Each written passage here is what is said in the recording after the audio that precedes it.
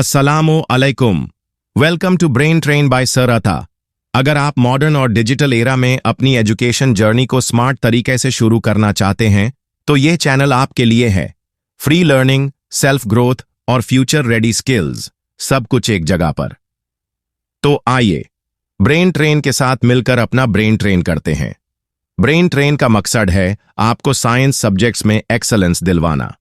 यहां आप ग्रेड 9 से ग्रेड 12 तक मैथमेटिक्स प्रॉब्लम्स स्मार्टली सॉल्व करेंगे, कंप्यूटर साइंस के मॉडर्न कॉन्सेप्ट सीखेंगे और साइंस के दूसरे सब्जेक्ट्स में अपनी स्किल्स एनहांस करेंगे। लेक्चर्स रेगुलरली और ग्रेजुअली अपलोड होंगे ताकि आप हर टॉपिक को स्टेप बाय स्टेप समझ सकें और अपनी लर्निंग जर्नी में कंसिस्टेंट प्रोग्रेस कर सकें। अगर आप अपनी साइंस लर्निंग जर्नी को स्मार्ट, स्ट्रक्चर्ड और गारंटीड क्वालिटी के साथ स्टार्ट करना चाहते हैं तो अभी सब्सक्राइब करें और बेल आइकॉन प्रेस करें। ब्रेन ट्रेन पर मिलेगा आपको free high quality content modern students के लिए मॉडर्न स्टाइल में। Let's build your future with brain train.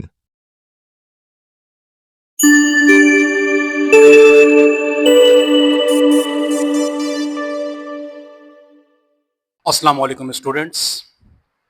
Grade 9 computer chapter number 1।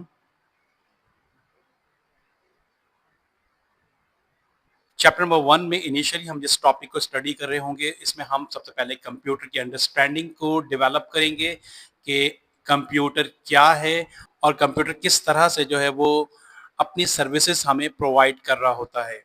Now computer एक इलेक्ट्रॉनिक मशीन है और ये इलेक्ट्रॉनिक मशीन हमसे इनपुट लेती है और इनपुट लेने के बाद इसे प्रोसेस करती है और जब ये इनपुट प्रोसेस हो जाता है तो इसके नतीजे में इसका आउटपुट प्रोड्यूस कर देती है। तो यहाँ पर कंप्यूटर की जो बिल्कुल फंडामेंटल डेफिनेशन के अंदर कंप्यूटर एक इलेक्ट्रॉनिक मशीन है। इलेक्ट्रॉनिक मशीन जो कि इलेक्ट्रिसिटी बेस ऑपरेटेड होती है। इलेक्ट्रिसिटी प्रोवाइड करने के नतीजे में ये मशीन जो है वो वर्केबल कंडीशन के अंदर आती है और लो वोल्टेजेस के अकॉर्डिंगली ये अपनी सर्विसेज हमें प्रोवाइड करती है। आइए कंप्यूटर की डेटा प्रोसेसिंग को अंडरस्टैंड कर लेते हैं।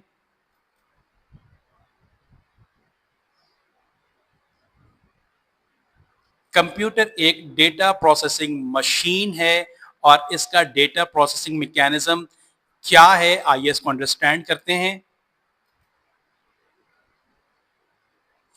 कंप्यूटर को हम इनपुट देते हैं बाय इनपुट डिवाइसेस।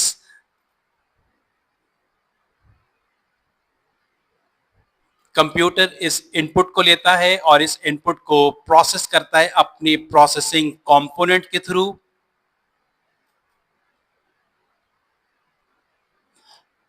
और जब इनपुट किया गया डेटा प्रोसेस कर दिया जाता है तो इसके नतीजे में हमें आउटपुट्स जो है वो अवेलेबल हो जाते हैं। आइए one by one input, processing and output को डिस्कस करते हैं।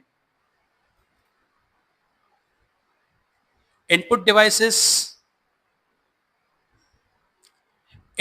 डिवाइसेस जो हमारे पास अवेलेबल होती हैं, ऐसे हार्डवेयर जो जिनकी मदद से हम कंप्यूटर को इनपुट देते हैं वो इनपुट डिवाइसेस कहलाती हैं।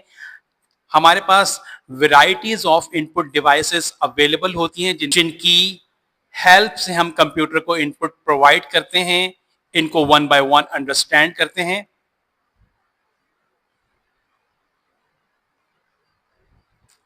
ऐसे इनपुट डिवाइसेस जो कि कंप्यूटर को टेक्स्ट इनपुट देती हैं। टेक्स्ट इनपुट का मतलब कंप्यूटर को अल्फाबेट्स इनपुट दिए जाएं, कंप्यूटर को नंबर इनपुट दिए जाएं या कंप्यूटर को स्पेशल कैरेक्टर या स्पेशल सिंबल्स इनपुट दिए जाएं, तो ये टेक्स्ट इनपुट डिवाइसेस हैं।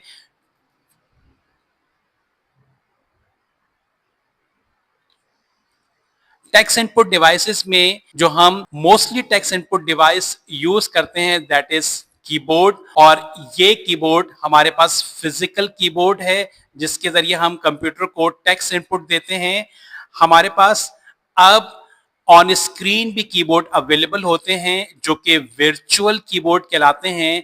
एग्जाम्पल के तौर पे जब हम मोबाइल ऐप में व्हाट्सएप ऐप को यूज करते हैं तो टेक्स्ट मैसेज के लिए ऑन स्क्रीन हमारे पास एक कीपैड अवेलेबल होता है। ये कीपैड जब तक हम इनपुट टेक्स्ट बेस दे रहे होते हैं हमें अवेलेबल होता है, लेकिन आफ्टर दैट ये स्क्रीन से हट जाता है। तो ये ऑन स्क्रीन कीबोर्ड है जिसे हम वर्चुअल कीबोर्ड कहते हैं।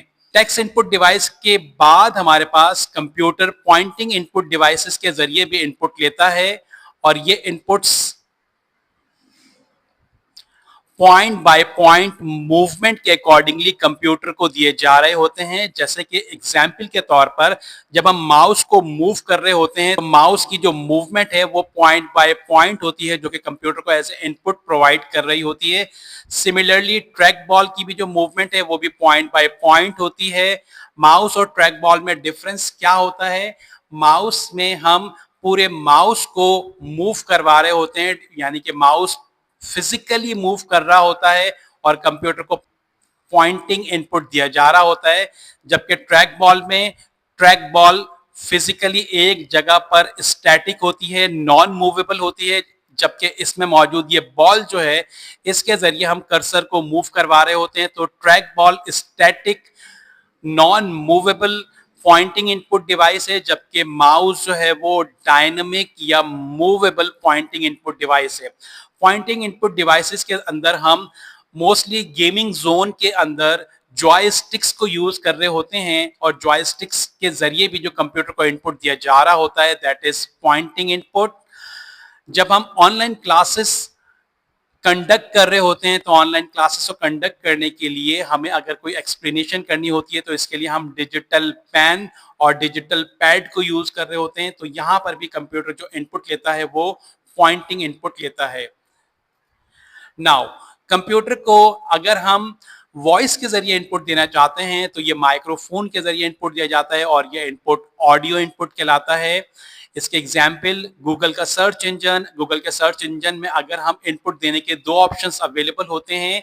अगर हम टेक्स्ट इनपुट देना चाहते हैं तो हम कीबोर्ड को, फिजिकल कीबोर्ड को या वर्चुअल कीबोर्ड के जरिए टेक्स्ट इनपुट दे सकते हैं। लेकिन अगर हम चाहते हैं कि हम वॉइस के जरिए कंप्यूटर को इनपुट दें तो ऐसी सूरत में वहां पे अवेलेबल माइक के ऑप्शन को हम यूज करते हैं और वो माइक्रोफोन इनेबल होता है और हमारी वॉइस जो है वो इनपुट के तौर पर कंप्यूटर को दी जाती है, that is audio input.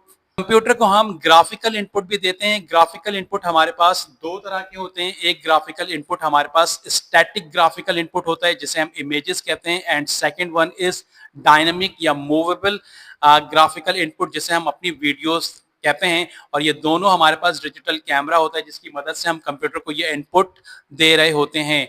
Finally बड़े बड़े मार्ट के अंदर जब हम ग्रॉसरी परचेज कर रहे होते हैं या शॉपिंग कर रहे होते हैं तो वहां पर हर प्रोडक्ट के साथ बारकोड अटैच होता है और ये बारकोड को रीड करने के लिए बारकोड स्कैनर्स यूज किए जाते हैं और इस तरह से कंप्यूटर बारकोड स्कैनर की मदद से बारकोड इनपुट पिक कर लेता है। Now this is all about the input devices. Computer input लेने के बाद अब इस डेटा को प्रोसेस करता है अपने प्रोसेसिंग कंपोनेंट के जरिए। आइए प्रोसेसिंग कंपोनेंट की भी एक फंडामेंटल अंडरस्टैंडिंग ले लेते हैं।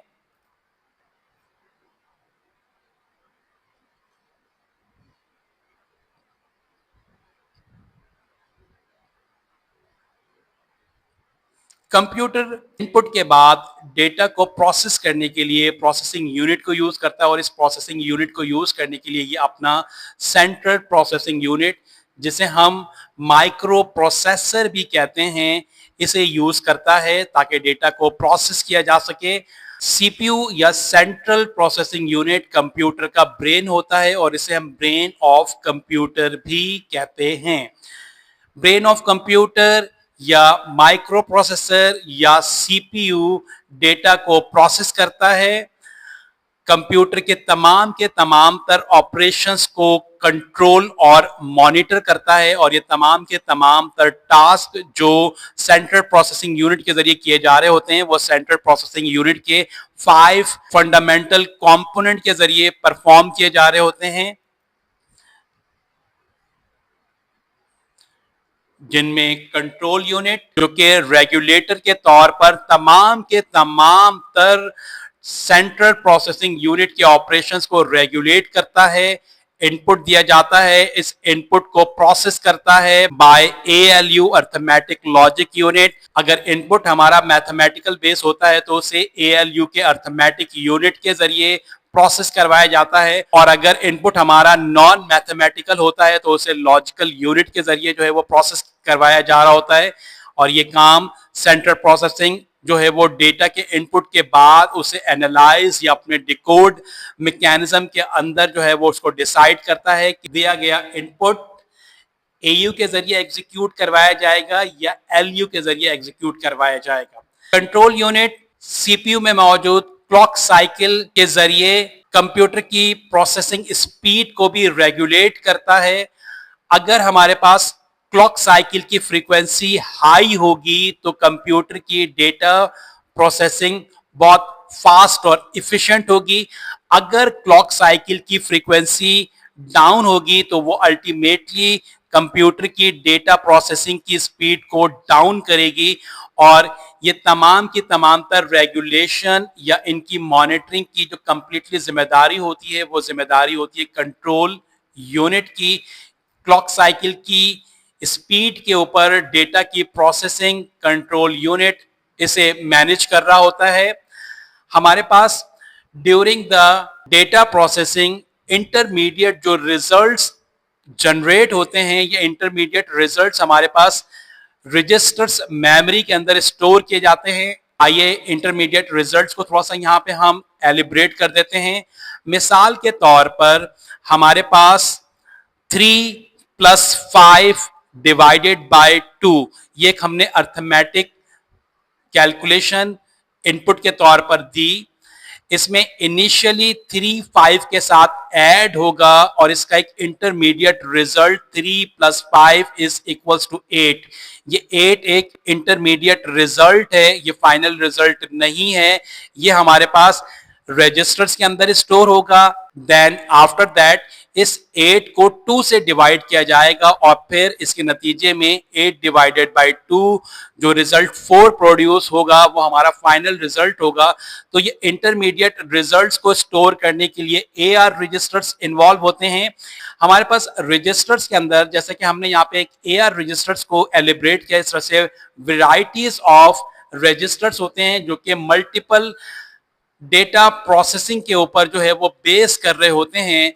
फाइनली हमारे पास कंट्रोल यूनिट फाइनल रिजल्ट्स को कैशे मेमोरी के अंदर स्टोर करके रखता है। अगर हमारे पास कैशे मेमोरी की जो कोर फंक्शनैलिटी होती है अगर रीअकरिंग डेटा प्रोसेसिंग की जाएगी तो वो कंट्रोल यूनिट बार बार उसे प्रोसेस नहीं करवाएगा, बल्कि कैशे मेमोरी में सेव किया हुआ डेटा ही आउटपुट के लिए अवेलेबल कर देगा। फॉर एग्जाम्पल यहाँ पे रीअकरिंग से क्या मुराद है? मिसाल के तौर पर अगर 1 घंटे पहले 3+5 डिवाइडेड बाय 2 जिसका फाइनल रिजल्ट 8 प्रोड्यूस हुआ था, कैशे मेमोरी के अंदर ये 8 रिजल्ट स्टोर कर लिया जाएगा। After some time of instance again अगर कंप्यूटर को यही 3+5 डिवाइडेड बाय 2 का इनपुट दिया जाएगा तो ये कंट्रोल यूनिट री एग्जीक्यूट नहीं करवाएगा एयू से, बल्कि कैशे मेमोरी में अवेलेबल रिजल्ट को हमारे लिए अवेलेबल कर देगा और ये आउटपुट के ऊपर शो कर देगा। तो कैशे मेमोरी हमारे पास ड्यूरिंग द डेटा प्रोसेसिंग जो रिजल्ट्स होते हैं उसको अपने पास स्टोर करके रखती है, लेकिन ये एक बहुत बिग डेटा स्टोरेज नहीं होती, मल्टीपल लैचेस पे काम कर रही होती है, latch 1, latch 2 and latch 3। And cache memory की फर्दर डिटेल हम कंप्यूटर आर्किटेक्चर के टॉपिक्स के अंदर जो है वो डिस्कस करते हैं। तो this is all about the data processing unit and that is the brain of the computer. Now input देने के बाद इस इनपुट को प्रोसेस किया जाता है और प्रोसेस करने के बाद इस इनपुट का आउटपुट प्रोड्यूस होता है।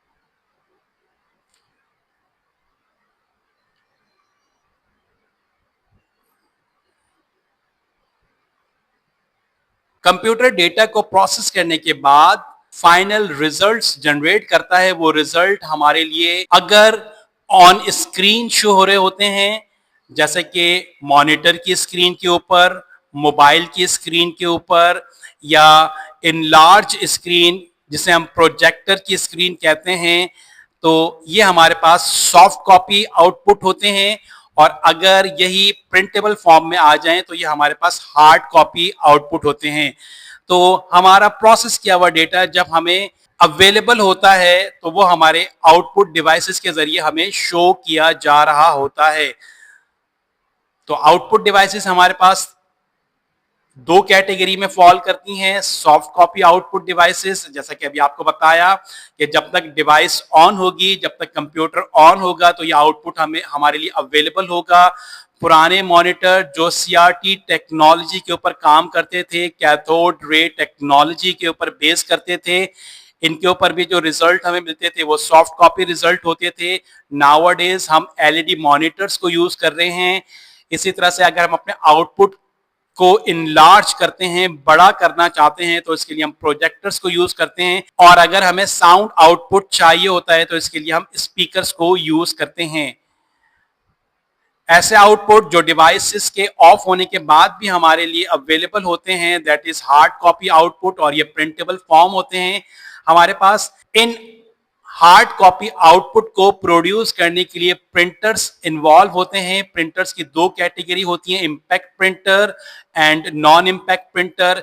ऐसे प्रिंटर जो आउटपुट प्रोड्यूस करते हुए आउटपुट मटेरियल के साथ कांटेक्ट करते हैं, टच होते हैं, इंपैक्ट प्रिंटर होते हैं, और जो कांटेक्ट नहीं करते वो नॉन इंपैक्ट प्रिंटर होते हैं।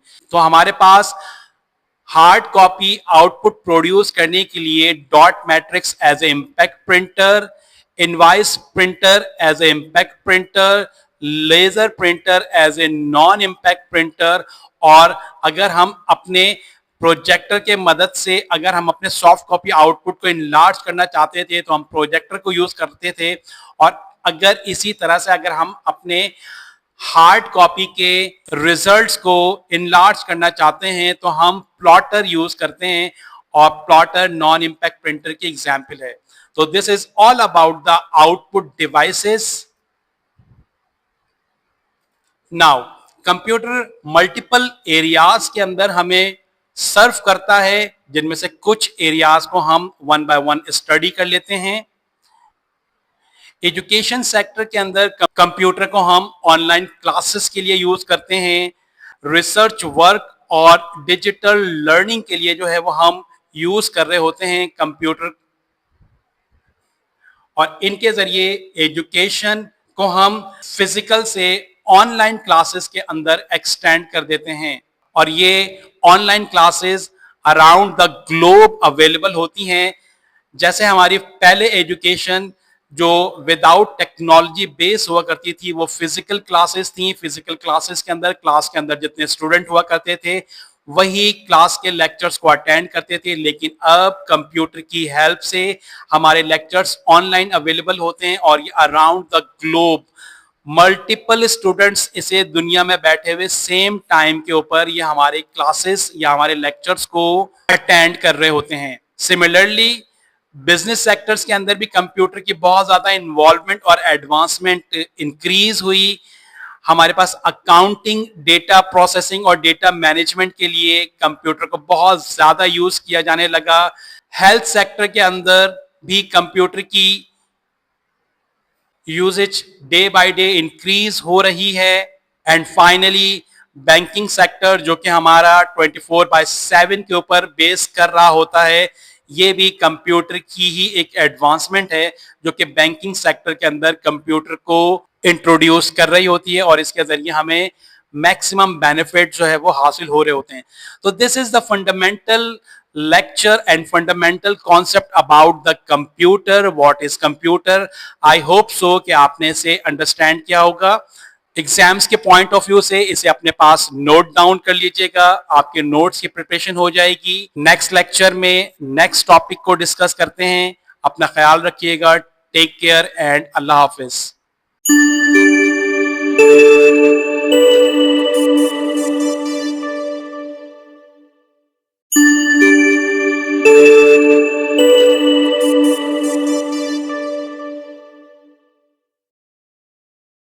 Evolution of computer. कंप्यूटर की तरक्की एक हिस्टोरिकल जर्नी है जिसमें ये मशीन्स वक्त के साथ साथ और ज्यादा फास्ट, स्मॉल और इकोनॉमिकल होती गईं। इसकी एवोल्यूशन हिस्ट्री के 3 ईरा हैं। मैकेनिकल ईरा, अंधेरों का दौर। इलेक्ट्रोमैकेनिकल ईरा, दरमियानी दौर।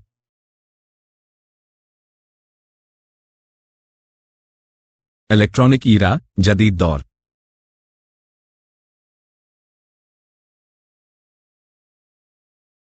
Abacus. Abacus Sumerians and Chinese की इन्वेंशन है। अबाकस एक वुडन या स्टोन फ्रेम का होता था जिसमें बीड्स का यूज किया जाता था। इसकी हेल्प से बेसिक अरिथमेटिक ऑपरेशंस जैसे एडिशन, सब्ट्रैक्शन, मल्टीप्लिकेशन और डिवीजन परफॉर्म होते थे। कैलकुलेटर की डिस्कवरी से पहले लोग इसे फास्ट कैलकुलेशन के लिए यूज करते थे। Napier's bones. Napier's bones John Napier की इन्वेंशन है। ये एक सेट था छोटी छोटी वुडन रोड्स का जिसमें नंबर्स राइट डाउन थे। इसकी हेल्प से लोग इजीली मल्टीप्लिकेशन, डिवीजन और स्क्वायर रूट कैलकुलेट करते थे। ये उन टूल्स में से था जिसने आगे चलकर मैकेनिकल कैलकुलेटर्स को इन्वेंट करवाया।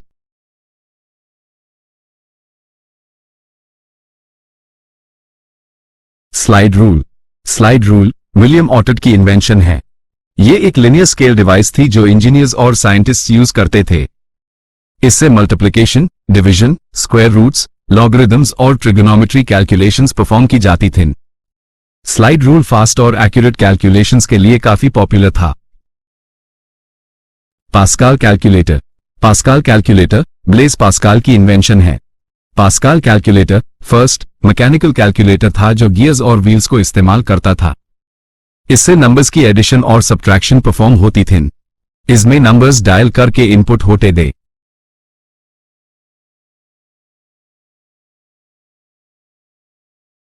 लीबनीज कैलकुलेटर गॉटफ्राइड विल्हेल्म लीबनीज की इन्वेंशन है। लीबनीज़ कैलकुलेटर एडिशन, सब्ट्रैक्शन, मल्टीप्लिकेशन और डिवीजन करता था। लीबनीज कैलकुलेटर पास्कल कैलकुलेटर का इंप्रूव्ड वर्जन था। इसकी हेल्प से एक हाई डिवाइस में 4 बेसिक ऑपरेशंस एक साथ सॉल्व होना पॉसिबल हो गए थे। Babbage engine. Babbage engine Charles Babbage की इन्वेंशन है, जिसे फादर ऑफ कंप्यूटर भी कहा जाता है। इस इन्वेंशन को डिफरेंस इंजन के नाम से पहचाना जाता है। यह मैथमेटिकल टेबल्स ऑटोमेटिकली कैलकुलेट और प्रिंट कर सकता था। इस इन्वेंशन ने first time general purpose computer का आइडिया दिया।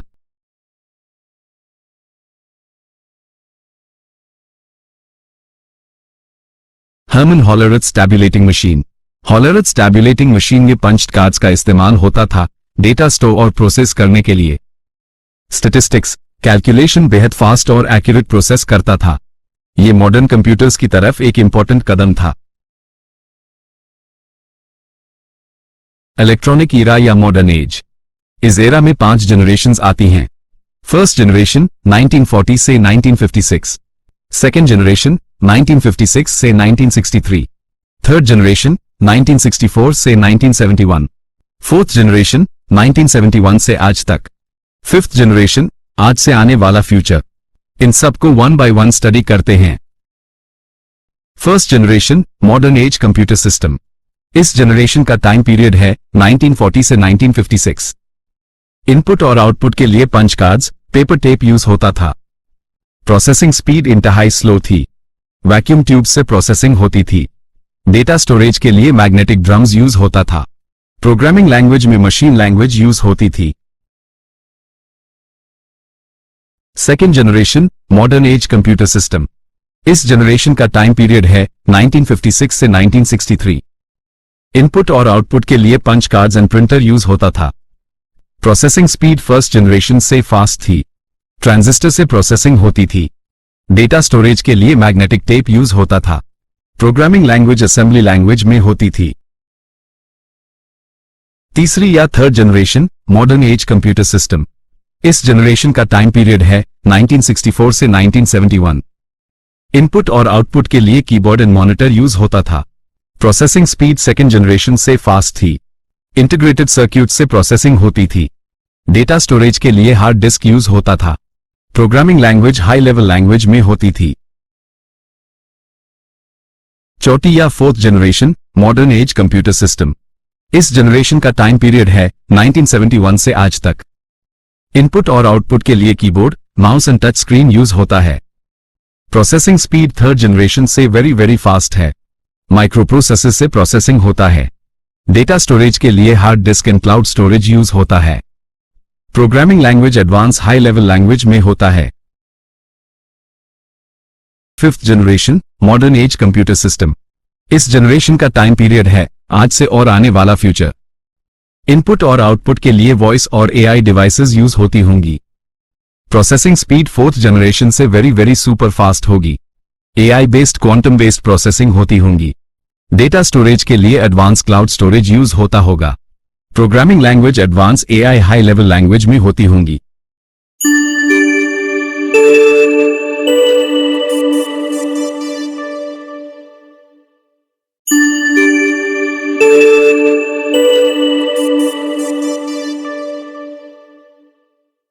आज हमारा लेक्चर का टॉपिक है classification of computers. Let's begin. Computer को 3 पार्ट्स में क्लासिफाई किया जाता है जो कि कुछ इस तरह हैं। पहली क्लासिफिकेशन की जाती है टेक्नोलॉजी एंड डेटा हैंडलिंग के मुताबिक। दूसरी क्लासिफिकेशन की जाती है प्रोसेसिंग ऑफ डेटा साइज के मुताबिक। और तीसरी क्लासिफिकेशन की जाती है कंप्यूटर के पर्पस एंड यूसेज के मुताबिक। इन तीनों को 1 बाय 1 ब्रीफ स्टडी करते हैं।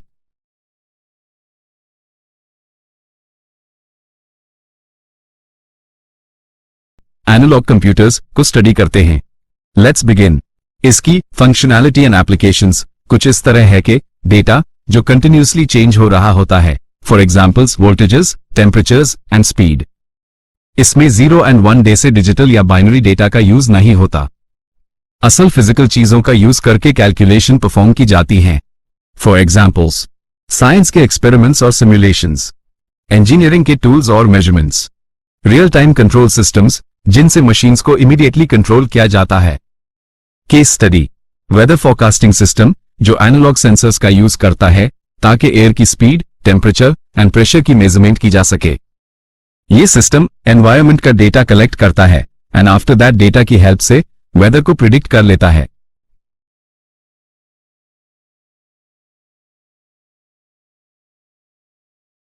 यहां हम डिजिटल कंप्यूटर्स को स्टडी करते हैं। Let's begin. Functionality and applications. इसकी फंक्शनैलिटी एंड एप्लीकेशंस कुछ इस तरह है कि कंप्यूटर सिर्फ 2 नंबर्स पर काम करते हैं, 0 एंड 1, जिससे हम बाइनरी डेटा कहते हैं। ये डेटा की डिजिटल लैंग्वेज है जो कंप्यूटर को हर चीज समझने और प्रोसेस करने में हेल्प करती है। कंप्यूटर्स डिस्क्रीट सिग्नल्स को प्रोसेस करते हैं, मतलब ऐसी सिग्नल्स जो कंप्लीटली डिफाइन होते हैं, मींस ऑन मतलब हाई एंड ऑफ मतलब लो। ये सिस्टम बहुत फास्ट, एक्यूरेट एंड आसानी से प्रोग्रामेबल बन जाते हैं। आजकल कंप्यूटर्स हर फील्ड में इस्तेमाल हो रहे हैं। एजुकेशन, स्कूल्स, कॉलेजेस और यूनिवर्सिटीज में स्टूडेंट्स को स्टडी के लिए, online classes and research work के लिए। बिजनेस, अकाउंट्स बनाने, ईमेल्स सेंड करने, रिकॉर्ड्स रखने एंड कम्युनिकेशन के लिए। एंटरटेनमेंट, मूवीज देखने, गेम्स खेलने, म्यूजिक सुनने के लिए। केस स्टडी हॉस्पिटल में कंप्यूटर की एप्लीकेशन। एक मॉडर्न हॉस्पिटल में कंप्यूटर्स काफी इंपॉर्टेंट रोल प्ले करते हैं। फॉर एग्जाम्पल पेशेंट का रिकॉर्ड्स कंप्यूटर में सेव किया जाता है जिसमें उनका name, diagnosis and test results save जो जाते हैं। मेडिकल सॉफ्टवेयर जिनको डॉक्टर्स डायग्नोसिस और ट्रीटमेंट प्लान के लिए इस्तेमाल करते हैं। रिपोर्ट्स आसानी से जनरेट हो जाती हैं। फाइनली कंप्यूटर से ना सिर्फ वक्त सेव होता है बल्कि हर काम ज्यादा एफिशिएंट हो जाता है।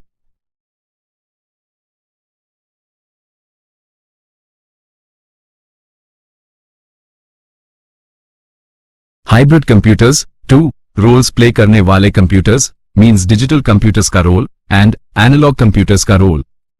Functionality and applications. Hybrid computers को स्पेशली डिजाइन किया गया है एनालॉग एंड डिजिटल कंप्यूटर्स की कैरेक्टरिस्टिक्स को कंबाइन करने के लिए। ये कंप्यूटर्स पहले एनालॉग सिग्नल को लेते हैं मींस सेंसर से मिलने वाली इलेक्ट्रिकल करंट एंड टेम्परेचर की इंफॉर्मेशन, देन डिजिटल फॉर्म में कन्वर्ट करते हैं ताकि एक्यूरेटली प्रोसेस किया जा सके। ये सिस्टम काफी एक्यूरेट होते हैं, फास्ट डेटा प्रोसेस करते हैं। Applications of hybrid computers. Medical field जैसे आईसीयू मशीन्स जो पेशेंट की heart beat and blood pressure live monitor करती हैं। इंडस्ट्रियल ऑटोमेशन मशीन्स को ऑटोमेटिकली कंट्रोल करना। Scientific research data collection and analysis करना, fast and accurate results produce करना। Case study, ICU monitor जो पेशेंट की हार्ट रेट रियल टाइम में observe करता है। हार्ट बीट एनालॉग सिग्नल हैं। हाइब्रिड कंप्यूटर एनालॉग सिग्नल को पहले डिजिटल डेटा में कन्वर्ट करता है, देन प्रोसेस करता है एंड आफ्टर दैट डॉक्टर्स के लिए स्क्रीन पर रिजल्ट डिस्प्ले भी करता है, देन डेटाबेस में रिकॉर्ड भी स्टोर करता है ताकि फ्यूचर में एनालिसिस हो सके। स्टूडेंट्स, नाउ हम कंप्यूटर की classification, size and processing performance के अकॉर्डिंग स्टडी करते हैं। Micro computers, initially micro computers को स्टडी करते हैं। ये कंप्यूटर्स सबसे small, compact and usually use होने वाले कंप्यूटर्स हैं। इनकी प्रोसेसिंग माइक्रो प्रोसेसर पर बेस करती हैं। Micro computers single user base होते हैं, इसलिए इन्हें सिंगल यूजर सिस्टम्स भी कहा जाता है। यह कंप्यूटर स्कूल्स, होम्स, ऑफिसेज और गेमिंग में इस्तेमाल होते हैं। स्मॉल साइज की वजह से आसान से टेबल पर या डेस्क पर रखे जा सकते हैं। केस स्टडी, एक स्टूडेंट अपना पर्सनल कंप्यूटर पीसी इस्तेमाल करता है ऑनलाइन क्लासेस अटेंड करने के लिए, असाइनमेंट्स कंप्लीट करने के लिए, प्रेजेंटेशंस बनाने और दिखाने के लिए। माइक्रो कंप्यूटर एजुकेशन सेक्टर में इंपॉर्टेंट रोल प्ले करते हैं।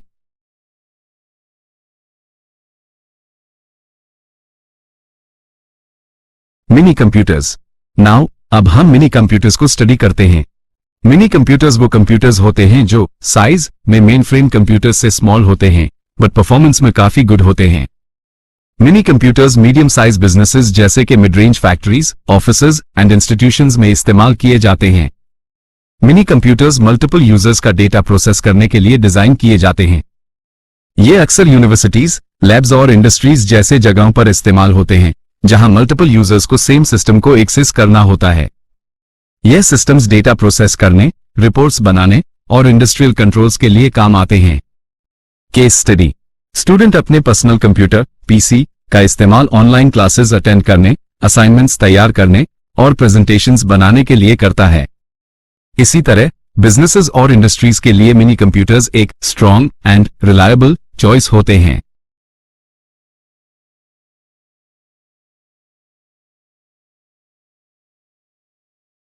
नाउ अब हम मेन फ्रेम कंप्यूटर्स को स्टडी करते हैं।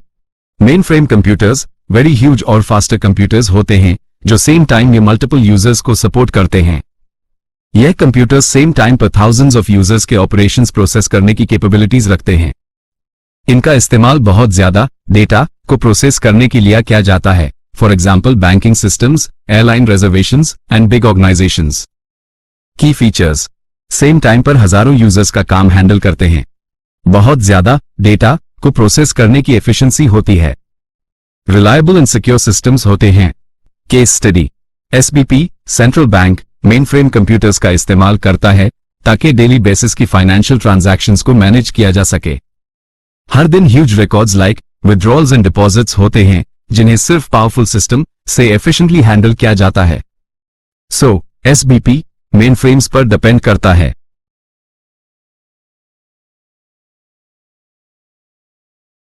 हम फाइनली दुनिया के most powerful system super computers को स्टडी करते हैं। यह पैरेलल प्रोसेसिंग करते हैं, मींस सेम और रियल टाइम पर मिलियंस ऑफ डेटा प्रोसेसिंग करते हैं।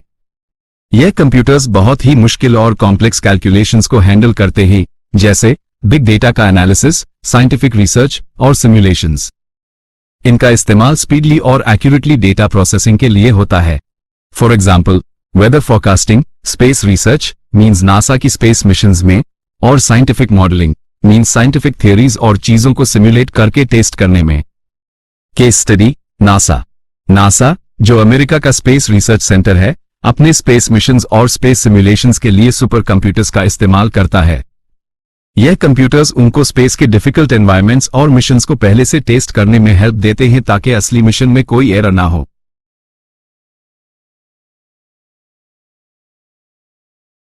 इनिशियली जनरल पर्पस कंप्यूटर्स को स्टडी करते हैं। जनरल पर्पस कंप्यूटर्स मींस आम मकसद के लिए इस्तेमाल होने वाले computers. Functionality, general purpose computers ऐसे कंप्यूटर्स होते हैं जो मल्टीपल टास्क्स को परफॉर्म करते हैं। यह मल्टीपल सॉफ्टवेयर के थ्रू ऑपरेट होते हैं, इसलिए ये मोस्टली फ्लेक्सिबल और प्रोग्रामेबल होते हैं। इनके थ्रू हम डेटा का इनपुट कर सकते हैं, जैसे कीबोर्ड या माउस से। प्रोसेसिंग करवा सकते हैं सीपीयू के जरिए। डेटा को सेव कर सकते हैं स्टोरेज डिवाइसेस में और फिर उसका आउटपुट ले सकते हैं स्क्रीन प्रिंटर से। एप्लीकेशंस। जनरल पर्पस कंप्यूटर्स कई फील्ड्स में इस्तेमाल होते हैं, जैसे एजुकेशन, ऑनलाइन क्लासेस लेना, रिसर्च करना, एजुकेशनल एप्स चलाना। ऑफिस वर्क, टाइपिंग करना, स्प्रेडशीट्स बनाना, रिपोर्ट्स प्रिपेयर करना। Internet browse and gaming, website surfing, emails send करना, गेम्स खेलना, सोशल मीडिया इस्तेमाल करना। Case study. एक स्कूल में क्लासरूम्स के अंदर लैपटॉप्स का इस्तेमाल होता है। टीचर्स स्टूडेंट्स को मुख्तलिफ सब्जेक्ट्स पढ़ने के लिए एजुकेशनल एप्स और वीडियोस का सहारा लेते हैं। इस तरह स्टूडेंट्स को विजुअल और इंटरैक्टिव तरीके से तालीम मिलती है जो उनके कॉन्सेप्ट्स को बेहतर बनाती है।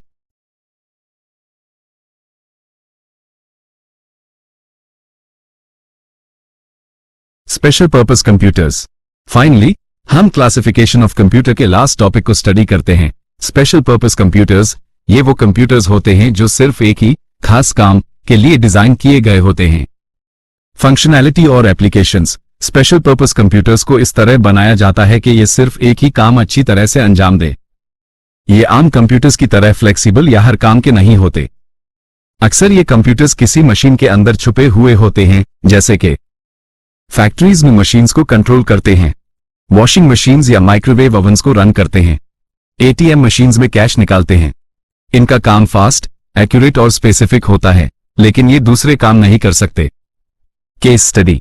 एक स्कूल अपने क्लासरूम्स में लैपटॉप्स का इस्तेमाल करता है ताकि स्टूडेंट्स को एजुकेशनल एप्स और वीडियोस के जरिए मुख्तलिफ सब्जेक्ट्स पढ़ाया जा सके। लेकिन अगर ये लैपटॉप सिर्फ एक फिक्स सॉफ्टवेयर के लिए सेट किए गए हों, जैसे सिर्फ मैथमेटिक्स या फिजिक्स ऐप चलाना, तो फिर वो भी एक स्पेशल पर्पस कंप्यूटर की एग्जाम्पल की तौर पर कंसिडर होते हैं।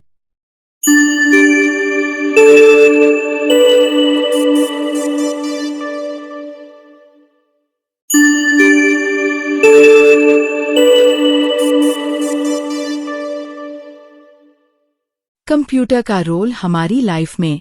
आज के एरा में कंप्यूटर हर फील्ड में हमारी लाइफ को इजी बना रहा है।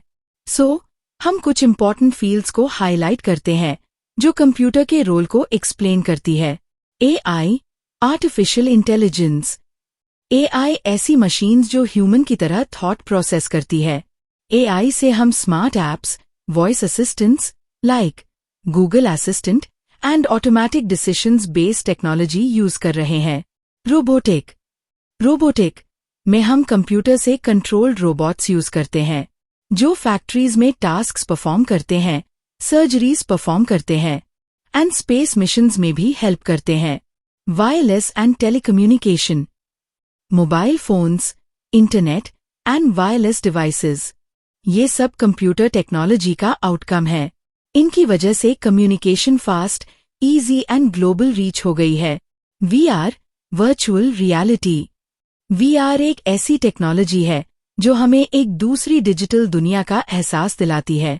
वीआर को गेम्स, एजुकेशन एंड ट्रेनिंग में यूज किया जा रहा है ताकि हम रियल लाइफ सिचुएशंस का एक्सपीरियंस ले सकें। फाइनली कंप्यूटर ने हमारी लाइफ के हर पार्ट को रेवोल्यूशनाइज्ड कर दिया है। Education, business, health and entertainment सब कुछ टेक्नोलॉजी से कनेक्ट हो गया है। Artificial intelligence, AI. एआई क्या है? एआई का मतलब है ऐसी मशीन्स या कंप्यूटर्स जो ह्यूमंस की तरह थॉट प्रोसेस करें एंड डिसीजन मेकिंग कर सकें। एआई की अहमियत। एआई हमारी लाइफ को इजी और फास्ट बनाता है, डिफिकल्ट प्रॉब्लम को रिजॉल्व करता है, टाइम एंड स्ट्रगल दोनों को सेव करता है। एआई आजकल हर फील्ड में यूज हो रहा है। एआई के यूजेस। इन एजुकेशन, हर स्टूडेंट के लिए personalized learning apps. In health, बीमारी डायग्नोसिस करना, वर्चुअल डॉक्टर्स असिस्टेंस प्रोवाइड करना। In transport, self driven vehicles का concepts. In entertainment, Netflix and YouTube पर movie suggestions by using smart algorithms. In agriculture, smart and modern farming का concepts with the help of AI tools. AI का future. AI और ज्यादा powerful और smart हो जाएगा। Robotics, space missions, smart cities और daily life में इसका रोल इंक्रीज होता चला जाएगा, लेकिन इसे जिम्मेदारी से यूज करना बहुत जरूरी है ताकि रॉन्ग यूज ना हो। Case study. कुछ स्कूल्स में एआई ऐप स्टूडेंट्स की लर्निंग को समझकर उनको उनकी वीकनेस के अकॉर्डिंग असाइनमेंट्स एंड टेस्ट्स देते हैं, जिससे study smart and easy to learn हो जाती है। रोबोटिक्स। रोबोटिक्स क्या है? रोबोटिक्स साइंस और टेक्नोलॉजी का एक इम्पॉर्टेंट पार्ट है, जो रोबोट्स के डिजाइन, तैयारी और यूज से रिलेटेड है। रोबोट एक ऐसी मशीन होता है जो टास्क्स या तो सेल्फ ड्रिवन करता है या ह्यूमन बेस्ड असिस्टेंस पर डिपेंड करता है। रोबोटिक्स की इम्पोर्टेंस: टाइम और स्ट्रगल सेव करता है, कॉम्प्लेक्स टास्क्स को परफॉर्म करने में हेल्प करता है, जैसे स्पेस मिशन और केमिकल रिएक्शंस को हैंडल करना, फैक्ट्रीज में प्रोडक्शन एफिशिएंसी को इम्प्रूव करना, सर्जरी और रिसर्च में एक्यूरेसी एंड प्रिसिशन को इम्प्रूव करता है। रोबोटिक्स के यूजेस: इंडस्ट्री, रोबोट्स कार्स को असेंबल करते हैं। मेडिसिन, डॉक्टर्स को सर्जरीज में असिस्ट करते हैं। एग्रीकल्चर, रोबोट्स क्रॉप्स लगाते और हार्वेस्ट करते हैं। Home, vacuum like cleaning robots for housekeeping. Space, NASA Mars planet पर रोबोट से काम ले रहा है। रोबोटिक्स का future: AI based, more efficient और स्मार्ट रोबोट्स। हर फील्ड में रोबोट्स के साथ new jobs creations. Home, school और हॉस्पिटल्स में रोबोटिक असिस्टेंट्स। खुद से सीखने वाले robots like humans. Case study: NASA का रोबोट क्यूरियोसिटी। नासा ने क्यूरियोसिटी रोबोट मार्स पर भेजा। ये प्लैनेट को एक्सप्लोर करता है, तस्वीर कैप्चर करता है और डेटा अर्थ पर सेंड करता है। मार्स पर ह्यूमंस का जाना मुश्किल है, इसलिए रोबोट वहां काम कर रहा है। वायरलेस और टेलीकम्युनिकेशन। टेलीकम्युनिकेशन क्या है? वायरलेस टेलीकम्युनिकेशन का मतलब है बिना वायर्स के इंफॉर्मेशन भेजना और रिसीव करना। वायरलेस और टेलीकम्युनिकेशन की इम्पोर्टेंस: इस ट्रांसमिशन सिस्टम में वायर्स और केबल्स की नीड नहीं होती, इसलिए इजीली इंस्टॉल और रेडी टू यूज होते हैं। पोर्टेबल होते हैं, मीन्स चलते फिरते भी कनेक्टेड रह सकते हैं। इमरजेंसी में हेल्पफुल होते हैं, जहां केबल्स ना हो वहां भी काम करते हैं। दुनिया भर में फास्ट और इमीडिएटली कनेक्शन को पॉसिबल बनाते हैं। वायरलेस और टेलीकम्युनिकेशन के uses: in mobile phones, call, SMS और इंटरनेट। इन वाईफाई, होम और स्कूल्स में wireless internet. In Bluetooth, files share करना और डिवाइसेस कनेक्ट करना। In TV and radio, wireless entertainment. In satellites, weather की अपडेट्स, जीपीएस वगैरह। Wireless और telecommunication की फ्यूचर जर्नी: 5G और उसके बाद तेज इंटरनेट और smart devices. AI based systems, self driving cars और स्मार्ट सिटीज में यूजेस। आईओटी, फ्रिज, लाइट और वॉचेस, ये डिवाइसेस वायरलेस कनेक्टेड होंगे। Case study: in Pakistan, telecommunication service provider networks like Zong, Telenor, Ufone, 4G and 5G service provide कर रहे हैं। Students online classes ले रहे हैं। Pakistani peoples mobile banking, businesses और ऑनलाइन सर्विसेज यूज कर रहे हैं। दूर दराज इलाकों में भी टावर्स के जरिए इंटरनेट और फोन की फैसिलिटीज मिल रही है। Virtual reality, VR. वीआर क्या है? वीआर कंप्यूटर से बनाया गया ऐसा 3D एनिमेशन है जो आपको हकीकी एहसास देता है, जो कि दुनिया से हटकर होता है। जब आप स्पेशल वीआर हेडसेट वेयर करते हैं तो ऐसा एहसास होता है कि आप किसी और जगह पर है, लाइक स्पेस या अंडर द सी है। वीआर की इम्पोर्टेंस: एजुकेशन को इंटरेस्टिंग और रियलिस्टिक बनाता है। डॉक्टर्स एंड पायलट्स को सेफ ट्रेनिंग देता है। गेमिंग और वीडियोस की न्यू इनोवेशंस डेवलप होती है। ऐसी चीजों को रियलाइज करने का मौका देता है जो असल जिंदगी में मुश्किल से मिलती है। वीआर का यूजेस: एजुकेशन, स्टूडेंट्स स्पेस या म्यूजियम्स के वर्चुअल टूर कर सकते हैं। मेडिकल, डॉक्टर्स वीआर में सर्जरीज की प्रैक्टिस करते हैं। गेमिंग, गेम्स ज्यादा हकीकी और एक्साइटिंग लगते हैं। मिलिट्री, आर्मी मिलिट्री की सेफ ट्रेनिंग के लिए। वीआर का future. VR economical and important हो जाएगा। स्कूल्स में मल्टीपल सब्जेक्ट्स वीआर से पढ़ाए जा सकेंगे। लोग वर्चुअल ऑफिसेज, कॉन्सर्ट्स, हत्ता के शादियों में भी शामिल हो सकेंगे। मेंटल हेल्थ जैसे स्ट्रेस और फियर के इलाज में भी मदद मिलेगी। Case study, UK school example. UK के स्कूल में स्टूडेंट्स ने वीआर हेडसेट वेयर करके एंशिएंट इजिप्ट एक्सप्लोर किया। बुक्स के बजाय स्टूडेंट्स ने पिरामिड्स के अंदर वॉक किया, ममीज देखीं और टेम्पल्स का एक्सपीरियंस लिया और हिस्ट्री जिंदा हो गई।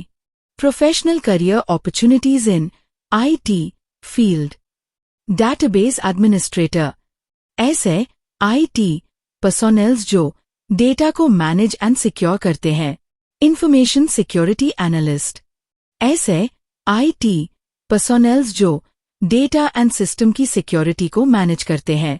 नेटवर्क एडमिनिस्ट्रेटर, ऐसे आईटी पर्सोनेल्स जो कंप्यूटर नेटवर्क्स का सेटअप एंड मेंटेनेंस हैंडल करते हैं। सॉफ्टवेयर इंजीनियर, ऐसे आईटी पर्सोनेल्स जो सॉफ्टवेयर डेवलपमेंट एंड एनहांसमेंट करने के एक्सपर्ट हो। ग्राफिक्स डिजाइनर, ऐसे आईटी पर्सोनेल्स जो विजुअल डिजाइन्स एंड क्रिएटिविटी के एक्सपर्ट हो। वेब डिजाइनर, ऐसे आईटी पर्सोनेल्स जो वेबसाइट्स का layout and user experience design करते हैं।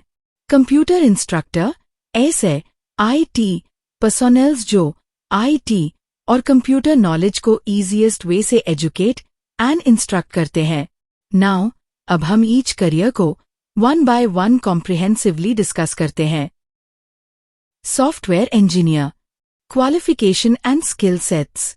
सॉफ्टवेयर इंजीनियर आईटी पर्सनल होता है जो प्रोग्राम्स, सॉफ्टवेयर, मोबाइल ऐप्स और वेबसाइट्स डेवलप करता है।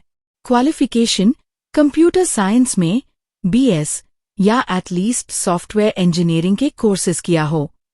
स्किल सेट्स में programming languages like C++, Python, Java, HTML की एक्सपर्टीज हो। Salary and professional worth in Pak rupee. Junior 80,000 रुपए से 1,50,000 रुपए तक। सीनियर 2 लाख रुपए से 4 लाख रुपए तक।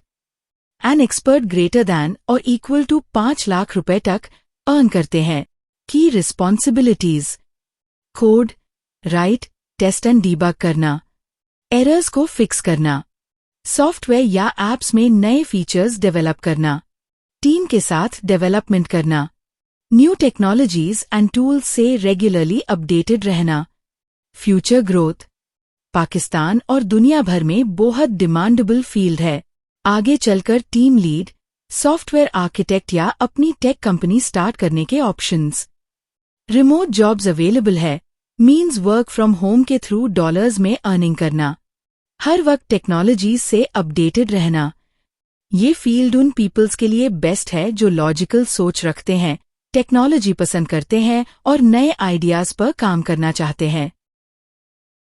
Network administrator, qualification and skill sets. Computer का बुनियादी इल्म जरूरी है। आईटी, कंप्यूटर साइंस या नेटवर्किंग का डिप्लोमा या डिग्री होनी चाहिए।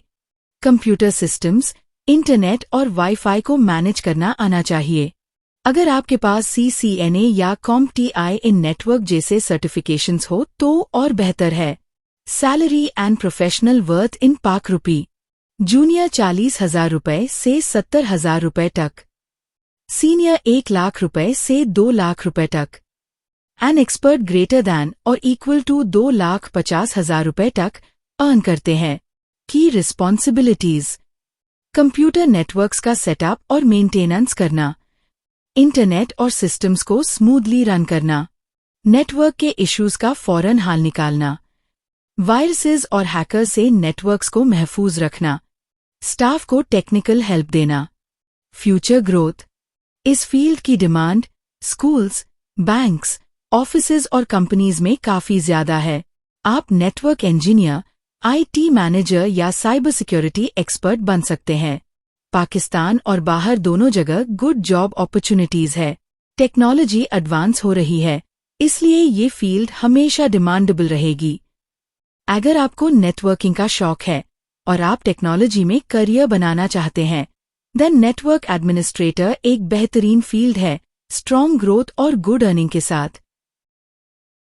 Database administrator DBA qualification and skill sets.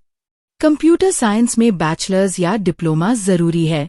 जरूरी skills databases like MySQL, Oracle, SQL server की एडमिनिस्ट्रेशन का नॉलेज जरूरी है। प्रॉब्लम सॉल्विंग और डेटा सिक्योरिटी का नॉलेज जरूरी है। सॉफ्टवेयर टूल्स का यूज जो बिग डेटा सिस्टम्स को एडमिनिस्ट्रेट करते हैं। Salary and professional worth in ₹, junior 7,000 रुपए से 1,20,000 रुपए तक, सीनियर 1,50,000 रुपए से 2,50,000 रुपए तक, एन एक्सपर्ट ग्रेटर दैन और इक्वल टू 3 लाख रुपए तक अर्न करते हैं।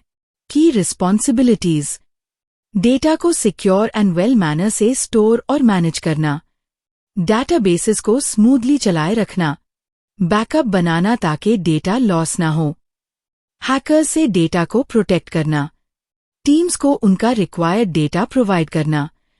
Future growth high demandable fields, banks, software houses, hospitals, e-commerce sectors, data architect, IT manager, cloud database expert. Digital data बढ़ने की वजह से इस फील्ड का फ्यूचर बहुत ब्राइट है।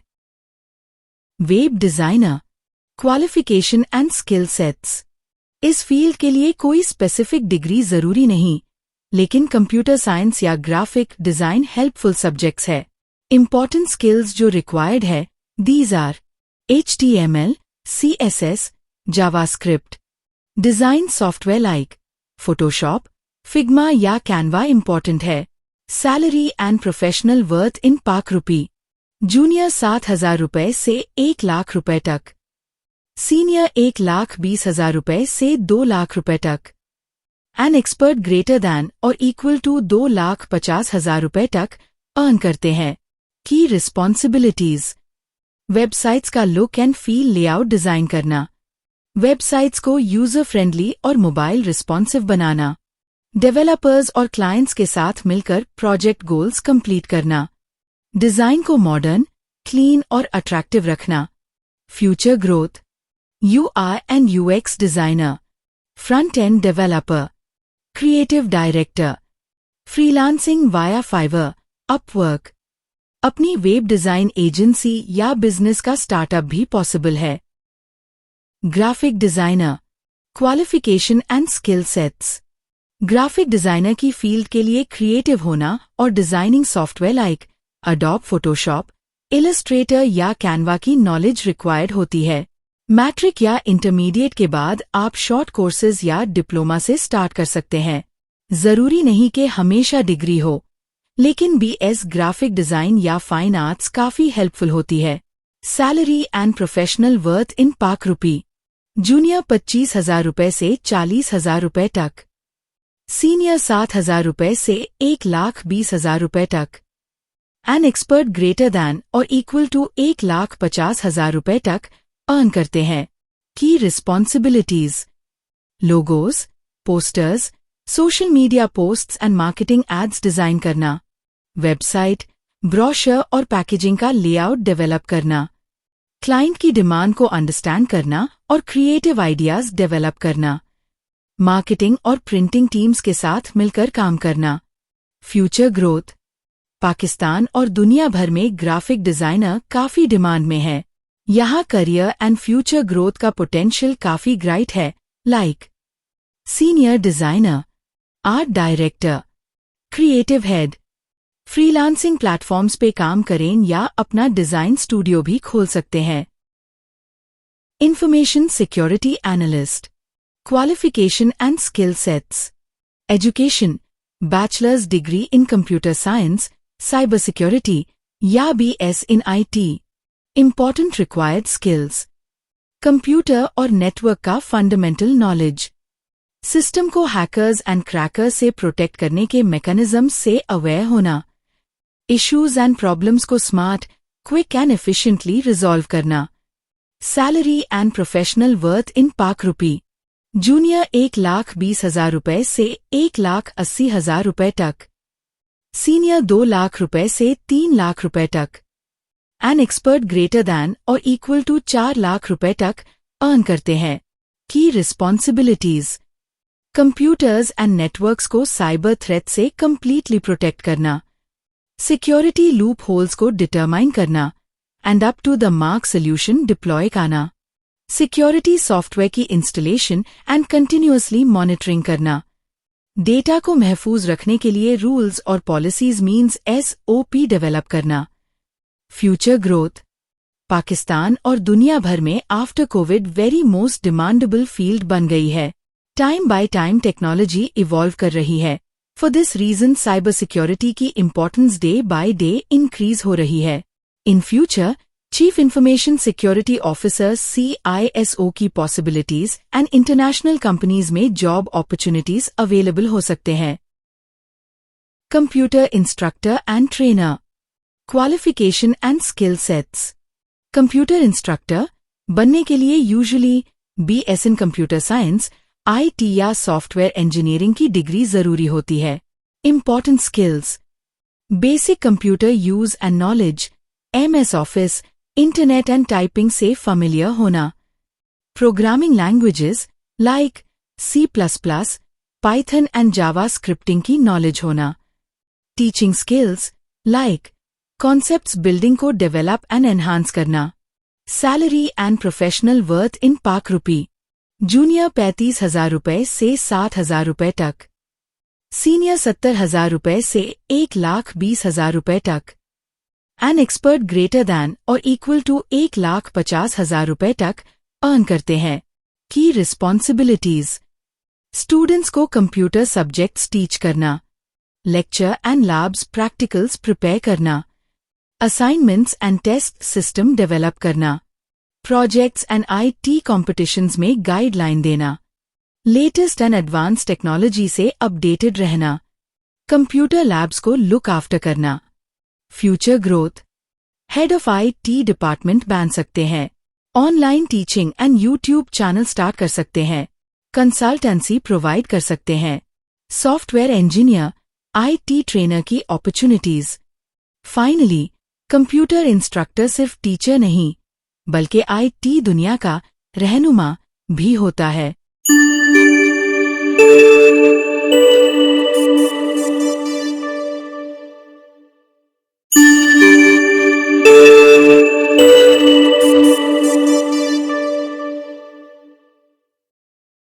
Computer hardware.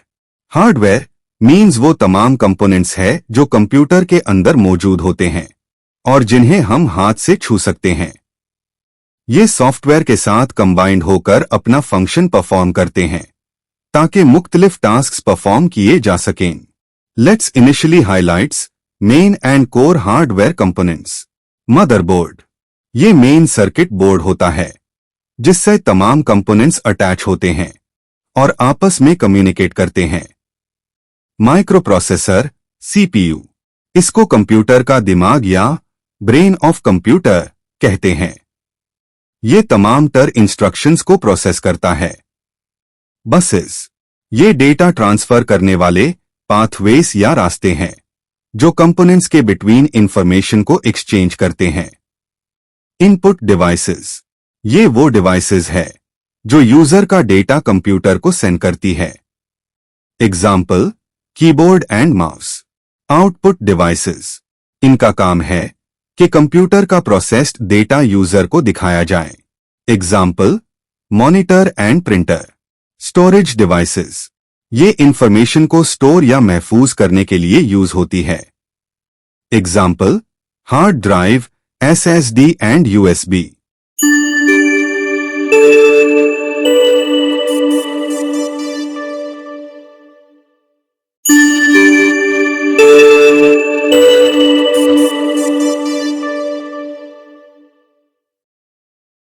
मदरबोर्ड, कंप्यूटर की मेन बॉडी या main central circuit board. Motherboard, ये कंप्यूटर का मेन सर्किट बोर्ड होता है जो तमाम पार्ट्स को आपस में कनेक्ट करता है। ये हर हार्डवेयर कंपोनेंट को भी एक दूसरे से कनेक्ट एंड लिंकअप करता है। फंक्शन, इस बोर्ड पर CPU, RAM, hard drive, graphic card वगैरह इंस्टॉल्ड होते हैं। ये इन सब को कम्युनिकेशन और कोऑर्डिनेशन का मौका देता है ताकि सिस्टम स्मूथ टास्क परफॉर्म करे। प्लेसमेंट।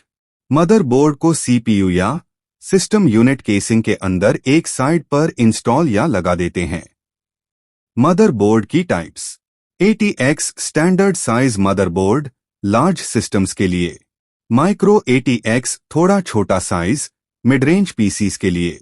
मिनी ITX बहुत कॉम्पैक्ट, स्मॉल पीसीज या HT पीसीज के लिए। इंपॉर्टेंस। विदाउट मदरबोर्ड कंप्यूटर के पार्ट्स आपस में कनेक्ट या काम नहीं कर सकते।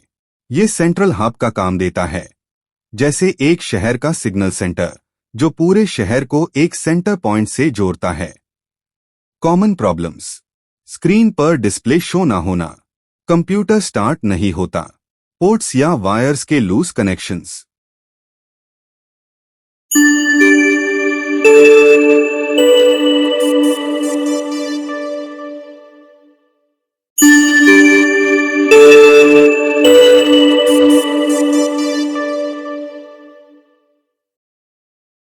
Microprocessor, CPU। माइक्रोप्रोसेसर एक स्मॉल एंड कॉम्पैक्ट चिप होती है जो कंप्यूटर का दिमाग या ब्रेन होता है। यहां CPU stands for central processing unit. Function. Microprocessor का बेसिक फंक्शन डेटा प्रोसेस करना होता है। ये कुछ इंपॉर्टेंट फंक्शंस भी परफॉर्म करता है, like mathematical calculations, logical decisions and computer के इंटरनल और एक्सटर्नल पार्ट्स एंड कंपोनेंट्स को कंट्रोल करना। प्लेसमेंट। ये चिप मदरबोर्ड पर एक्सटर्नली इंस्टॉल होती है, means inside of CPU casing होती है। Types. Single core means 1 core processing by 1 brain. Dual core means 2 core processing by 2 brains. Quad core means 4 core processing by 4 brains. Octa-core means 8 core, processing by 8 brains. Importance. Without microprocessor, computer कोई task और processing perform नहीं कर सकता। ये complete system को control and manage करता है। Common problems. Overheat होना मींस पुअर कूलिंग की वजह से। स्लो चलना, ओल्ड एंड आउटडेटेड या ओवरलोडिंग की वजह से। डैमेज होना, electricity fluctuations and dusty environment के इश्यूज होना। CPU के core components. CU control unit. ये यूनिट पूरे कंप्यूटर के ऑपरेशंस को कंट्रोल करता है, इंस्ट्रक्शंस को रीड करके उनका सीक्वेंस सेट करता है और CPU के हर पार्ट को सही टाइम पर टास्क परफॉर्म करने की इंस्ट्रक्शन देता है। ALU means arithmetic and logical unit. AU, mathematical operation like addition, subtraction, multiplication and division perform करता है। JAP के LU, logical operations like greater than, less than, equal to and not equal to perform करता है। CPU clock, ये एक timer होता है जो हर ऑपरेशन के लिए टाइम सेट करता है। क्लॉक साइकिल की फ्रीक्वेंसी या स्पीड जितनी हाई या फास्ट होती है, उतनी हाई CPU की प्रोसेसिंग स्पीड फास्ट होती है। That is called clock cycle processing speed, जो गीगाहर्ट्ज में मेजर होती है। CPU रजिस्टर्स। Registers small and fast memory होते हैं जो CPU के अंदर होते हैं। इनमें टेम्पररी डेटा या इंस्ट्रक्शंस उस टाइम तक सेव रहती है जब तक डेटा प्रोसेसिंग कंप्लीटली फिनिश ना हो जाए। CPU cache memory. ये हाई स्पीड मेमोरी होती है जो आउटसाइड ऑफ CPU होती है। कैशी मेमोरी का core function most frequently used data को स्टोर करना है ताकि CPU बार बार रैम से डेटा को एक्सेस ना करे। इससे CPU की डेटा परफॉर्मेंस इंक्रीज होती है। बसेस डेटा ट्रांसफर करने के रास्ते या पाथवेज होते हैं जो CPU मेमोरी और डिवाइसेस को इंटरकनेक्ट करते हैं। बसेस की 3 टाइप्स होती है। Data buses. ये बसेस डेटा कैरी या मूव करती है। Address buses. ये बसेस मेमोरी एड्रेसेस इंडिकेट करती है। Control buses. ये बसेस कंट्रोल सिग्नल सेंड करती है। CU means control unit. Core functionality, instruction decoder memory से पिक की हुई इंस्ट्रक्शंस को अंडरस्टैंड करता है कि क्या डेटा प्रोसेसिंग का नेचर है। सीक्वेंस कंट्रोलर, इंस्ट्रक्शंस को ऑर्डर में अरेंज करना ताकि स्टेप बाय स्टेप एग्जीक्यूशन की लिस्ट रेडी हो जाए। फ्लो डायरेक्टर, CPU के कंपोनेंट्स को सिग्नल सेंड करना कि किस पॉइंट ऑफ टाइम पर क्या प्रोसेसिंग करनी है। Coordination with other components, ALU को डायरेक्ट करता है कि कब कैलकुलेशन या लॉजिकल ऑपरेशन स्टार्ट करना है। रजिस्टर्स को कंट्रोल करता है कि कब डेटा रिसीव या सेंड करना है। बसेस के ट्रैफिक को मैनेज करता है कि किस डिवाइस को कब डेटा सेंड या रिसीव करना है। ये सारे बेसिक टास्क्स CU डिसाइड करता है। Real world example, control unit just like a traffic police की तरह होता है जो रोड सिग्नल्स और ट्रैफिक फ्लो को रेगुलेट करता है। सिमिलरली, इसी तरह डेटा को करेक्ट डायरेक्शन में रेगुलेट एंड प्रोसेस करता है। ALU means arithmetic and logic unit. Core functionality, ALU data processing का ऐसा कंपोनेंट है जो mathematical operations with the help of AU and logical operations with the help of LU से process करता है। Mathematical operations किया है addition, subtraction, multiplication and division जैसे बेसिक अरिथमेटिक ऑपरेशंस परफॉर्म करना। लॉजिकल ऑपरेशंस किया है एंड और नॉट जैसे लॉजिकल ऑपरेशंस परफॉर्म करना ताकि लॉजिकल डिसीजन परफॉर्म हो सके। Logical decision means to data values को कंपेयर करना के वैल्यूज इक्वल है या ग्रेटर है या लेस है। Coordination with other components, CU से इंस्ट्रक्शंस लेना, कंट्रोल यूनिट जो इंस्ट्रक्शंस देता है ALU उसी के मुताबिक प्रोसेसिंग करता है। रजिस्टर्स से डेटा रिसीव करना, ALU डायरेक्ट CPU रजिस्टर्स से इनपुट वैल्यूज रिसीव करता है।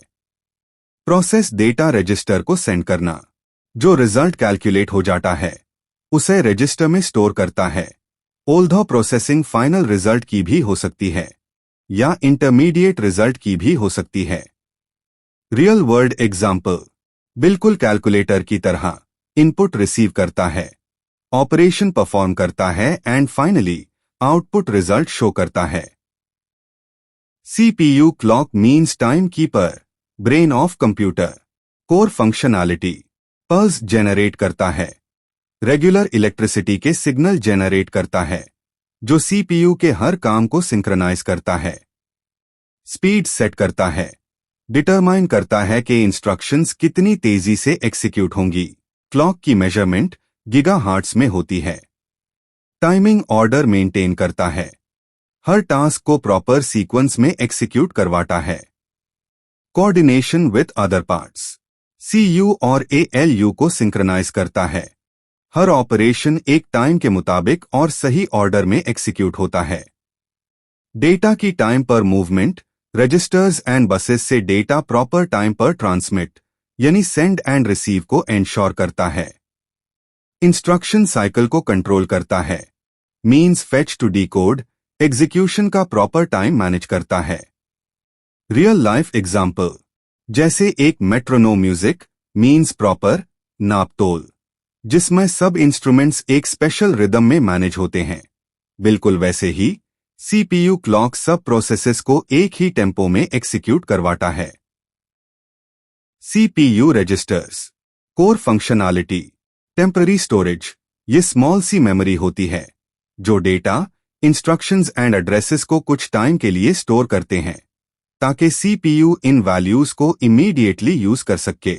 Most fast and quick memory, registers की स्पीड रैम और इवन CPU कैशी से भी फास्ट एंड क्विक होती है। रजिस्टर्स की टाइप्स जैसे accumulator register AR, instruction register IR और प्रोग्राम काउंटर PC वगैरह।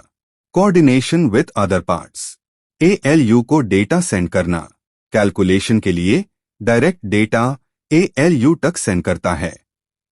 CU के इंस्ट्रक्शंस को सेव करता है, जो इंस्ट्रक्शन करंटली एग्जीक्यूट हो रही होती है उसे टेम्पररीली होल्ड करता है। कैशी या रैम से लिंक अप, डेटा जो कैशी या रैम से आता है उसे कुछ टाइम के लिए होल्ड करता है। रियल लाइफ एग्जाम्पल, जैसे एक शेफ का स्मॉल नोटपैड जिसमें वो इमीडिएटली रेसिपी के स्टेप्स लिखता है ताकि क्विकली काम कर सके, बिल्कुल वैसे ही रजिस्टर सीपीयू का क्विक हेल्पर होता है। CPU cache memory core functionality, most frequently use होने वाले डेटा को सेव करना। ऐसी इंस्ट्रक्शंस या डेटा जो सीपीयू फ्रीक्वेंटली यूज करता है उन्हें सेव करके इमीडिएटली कैशी रिसीव करता है। Data access fast and efficient बनाता है। रैम तक बार बार जाने की नीड कम करता है ताकि CPU fast and quickly data process कर सके। कैशी मेमोरी की 3 लेवल्स होती है। L1 मीन्स लार्ज 1, सबसे फास्ट लेकिन small memory. L2 means large 2, थोड़ी ज्यादा मेमोरी लेकिन थोड़ा स्लो। L3 मीन्स लार्ज 3, सबसे ज्यादा मेमोरी लेकिन L1 से slow. Coordination with other parts, CU and ALU को क्विकली डेटा सेंड करना। जो डेटा या इंस्ट्रक्शंस अभी अभी यूज हुए उन्हें क्विकली अवेलेबल करता है। रैम से डेटा लाकर सेव करता है। फ्यूचर यूज के लिए रैम से डेटा फेच कर लेता है। रजिस्टर्स को डेटा शेयर करता है। सीपीयू के रजिस्टर्स ज्यादातर डेटा कैशी से ही लेते हैं जो डेटा प्रोसेसिंग को फास्ट बनाते हैं। रियल लाइफ एग्जाम्पल, जैसे एक कारपेंटर अपनी कमर पर टूल बेल्ट पहने होता है। जिस टूल की बार बार नीड होती है वो उसी के पास ही होता है ताकि टाइम वेस्ट ना हो।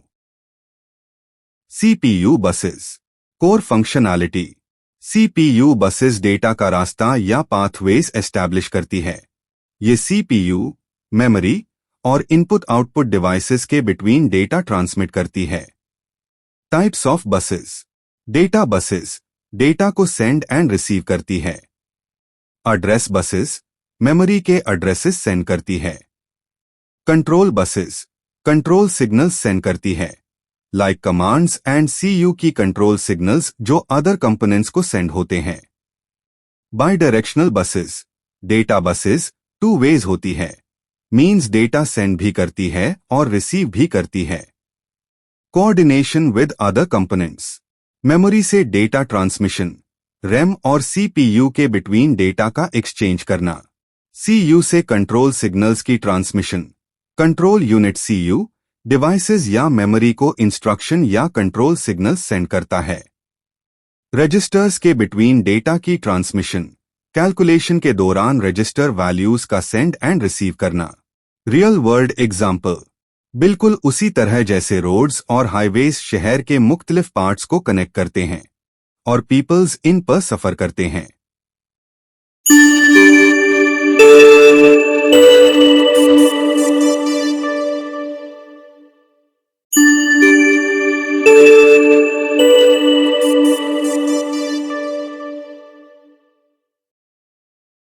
इनपुट डिवाइसेस, ये वो डिवाइसेस होती है जो कंप्यूटर को डेटा देने के काम आती हैं। टेक्स्ट बेस्ड इनपुट डिवाइसेस, ये वो डिवाइसेस होती है जो टेक्स्ट लिखने के लिए यूज होती है। Examples, keyboard, braille keyboard for blind peoples. Pointing based input devices, ये वो डिवाइसेस होती है जो स्क्रीन पर किसी चीज को पॉइंट, सिलेक्ट या कंट्रोल करते हैं। Examples, mouse, touchpad, joystick. Scanner based input devices, ये वो डिवाइसेस होती है जो किसी फिजिकल चीज जैसे डॉक्यूमेंट या फोटो को स्कैन करके कंप्यूटर में दाखिल करती है। Examples, flat bed scanner, barcode reader. Sound input devices, ये वो डिवाइसेस होती है जो आवाज या साउंड को इनपुट के तौर पर लेती है। Examples, microphone, voice recognition system. Now हम 1 बाय 1 इन इनपुट डिवाइसेस को स्टडी करते हैं। So let's begin. Text based input devices. Text input devices ऐसे हार्डवेयर टूल्स जो कंप्यूटर में अल्फाबेट्स, नंबर्स और सिंबल्स एंटर करने के लिए यूज होते हैं। फंक्शंस, इनका बेसिक काम होता है कि यूजर टेक्स्ट लिख सके और कंप्यूटर को कमांड्स दे सके। प्लेसमेंट, अक्सर ये मॉनिटर के सामने डेस्क पर रखे जाते हैं या लैपटॉप के अंदर बिल्ट इन होते हैं। टाइप्स, कीबोर्ड मोस्टली यूज होता है। कीपैड एटीएम मशीन्स वगैरह में यूज होता है। ब्रेल कीबोर्ड नजर कमजोर या ब्लाइंड यूजर्स के लिए यूज होता है। इंपॉर्टेंस, डॉक्यूमेंट्स, ईमेल्स और प्रोग्राम्स लिखने के लिए यूज होते हैं। डेली कंप्यूटर यूज का बेसिक पार्ट है। प्रॉब्लम्स, कुछ कीज अक्सर काम करना छोड़ देती है। डस्ट या पानी कीज को डैमेज कर सकता है। टाइपिंग में स्लो रिस्पॉन्स या डिले हो सकता है। Examples, standard keyboard, wireless keyboard, numeric keypad, virtual on screen keyboard. Pointing based input devices, pointing input device क्या होती है? ऐसी डिवाइसेस जो यूजर को स्क्रीन पर किसी चीज को पॉइंट, क्लिक या इंटरैक्ट करने का मौका देती है। फंक्शंस, ये डिवाइसेस स्क्रीन पर कर्सर को कंट्रोल करती है। ऑब्जेक्ट्स को सिलेक्ट या मूव करना आसान बनाती है। प्लेसमेंट, यूजुअली ये डिवाइसेस कीबोर्ड के सामने या साइड में डेस्क पर मौजूद होती है। टाइप्स, माउस सबसे ज्यादा यूज होने वाली डिवाइस है। टचपैड लैपटॉप्स में बिल्ट इन होती है। ट्रैक बॉल, इसमें घुमाकर पॉइंटर कंट्रोल किया जाता है। टच स्क्रीन डायरेक्ट स्क्रीन को टच करके काम होता है। इंपॉर्टेंस, कंप्यूटर यूज करना तेज और आसान बनाता है। ड्राइंग, डिजाइनिंग और गेमिंग में मदद देता है। हर एज ग्रुप के पीपल्स आसानी से यूज कर सकते हैं। प्रॉब्लम्स, कर्सर मूव नहीं करता। सेंसर डस्टी हो जाता है। कनेक्शन इशू, सेंसिटिविटी ज्यादा या कम हो जाती है। Examples, mouse, touchpad, track ball, touch screen. Scanner input device, scanner एक इनपुट डिवाइस है जो किसी भी तस्वीर, टेक्स्ट या डॉक्यूमेंट को स्कैन करके उसे डिजिटल फॉर्मेट में कंप्यूटर में ट्रांसफर करता है। फंक्शंस, ये फोटोज और डॉक्यूमेंट्स को स्कैन करता है और डिजिटल इमेज या टेक्स्ट की सूरत में कंप्यूटर को भेजता है। प्लेसमेंट, स्कैनर्स आमतौर पर कंप्यूटर के पास डेस्क पर रखे जाते हैं। ये ऑफिसेस, स्कूल्स और घरों में आम है। Types, flat bed scanner photocopier जैसा होता है। Hand held scanner by hand use होता है। फोटो स्कैनर स्पेशली फोटोज के लिए बनाया गया है। इंपॉर्टेंस, डॉक्यूमेंट्स और फोटोज को डिजिटाइज करता है। रिकॉर्ड रखने, एडिटिंग और ऑनलाइन शेयरिंग के लिए बहुत बेनिफिशियल है। पेपर एंड प्लेस दोनों को सेव करता है। प्रॉब्लम्स, अगर सही तरह ना रखा जाए तो स्कैन ब्लरी हो सकता है। ड्राइवर इश्यूज आ सकते हैं। हाई रेजोल्यूशन इमेजेस स्कैन करने में स्लो होता है। Examples, HP flat bed scanner, Canon light scanner, Epson perfection scanner. Sound base input devices, sound input device क्या होती है? ये ऐसे हार्डवेयर डिवाइसेस होते हैं जो कंप्यूटर को आवाज यानी साउंड को इनपुट के तौर पर लेने की सहूलत देते हैं। फंक्शंस, ये डिवाइसेस आवाज को पिक करती है, जैसे कि इंसान की आवाज या म्यूजिक, और उसे डिजिटल सिग्नल में तब्दील करती है, जिसे कंप्यूटर समझकर प्रोसेस कर सकता है।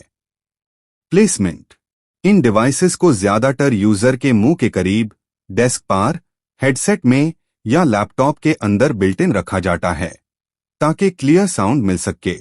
टाइप्स, माइक्रोफोन सबसे ज्यादा यूज होता है। Voice recognition systems, sound sensors robotics या अलार्म्स में यूज होते हैं। इंपॉर्टेंस, वॉइस टाइपिंग और वॉइस कमांड्स के लिए बहुत हेल्पफुल होते हैं। ऑनलाइन क्लासेस, रिकॉर्डिंग्स और वीडियो कॉल्स में यूज होते हैं। स्पीच कंट्रोल के जरिए स्पेशल पर्सन्स को आसानी मिलती है। Problems, background noise sound quality को खराब कर सकता है। लो वॉल्यूम या साउंड डिस्टॉर्शन, डिवाइस का प्रॉपरली कनेक्ट ना होना भी इशू बन सकता है। एग्जाम्पल्स: माइक या microphone, headset with microphone, webcam with microphone, smart assistants जैसे गूगल असिस्टेंट।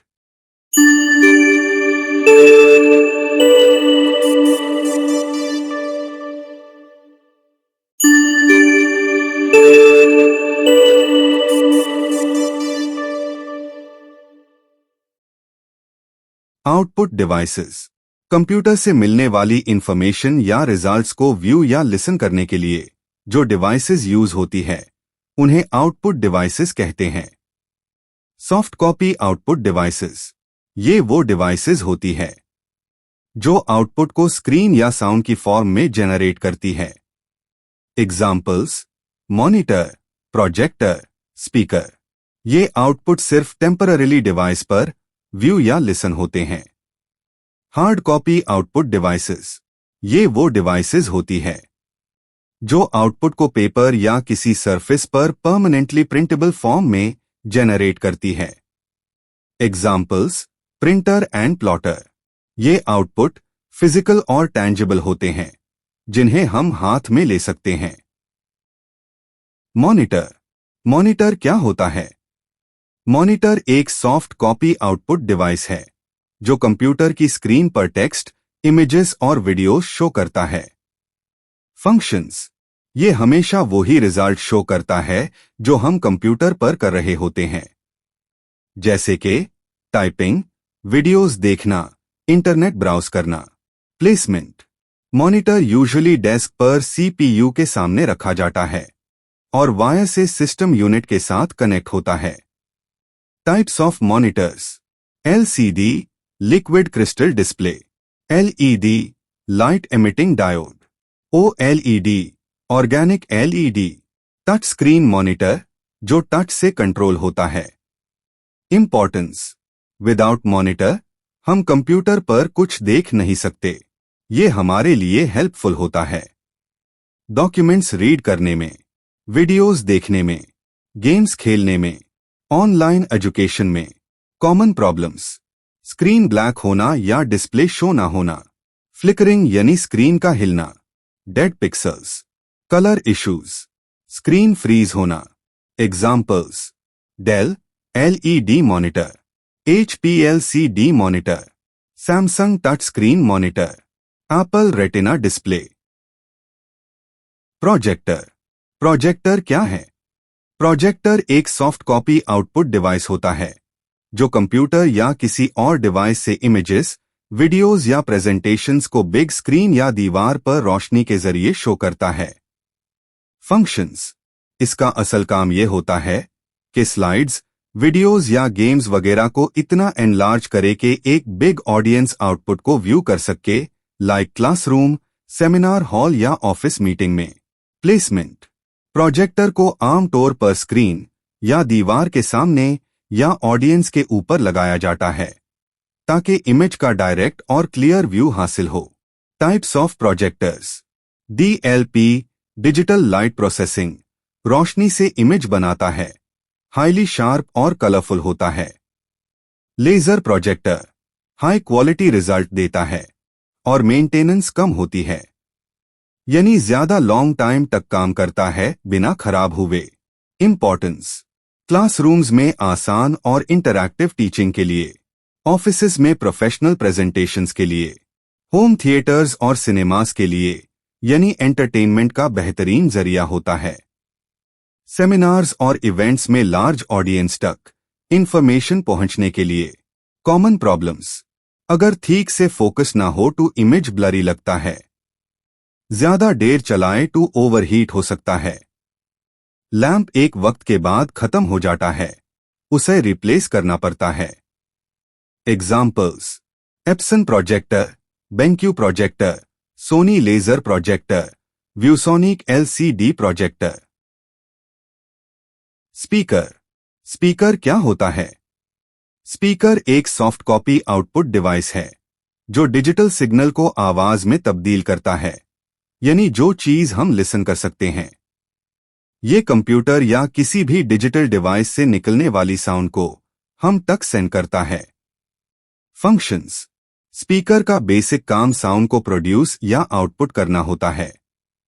ये म्यूजिक, ह्यूमन वॉइस, अलर्ट्स और सिस्टम की साउंड सुनाने के लिए यूज होता है। प्लेसमेंट। स्पीकर्स मोस्टली मॉनिटर के पास डेस्क पर रखे जाते हैं।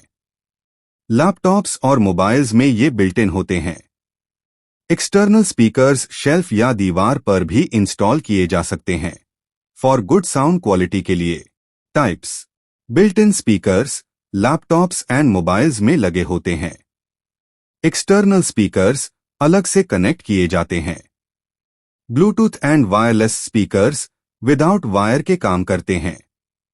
इंपॉर्टेंस। म्यूजिक और वीडियोस सुनने के लिए, अलर्ट्स या नोटिफिकेशंस समझने के लिए, ऑनलाइन क्लासेस या मीटिंग्स अटेंड करने के लिए। Common problems.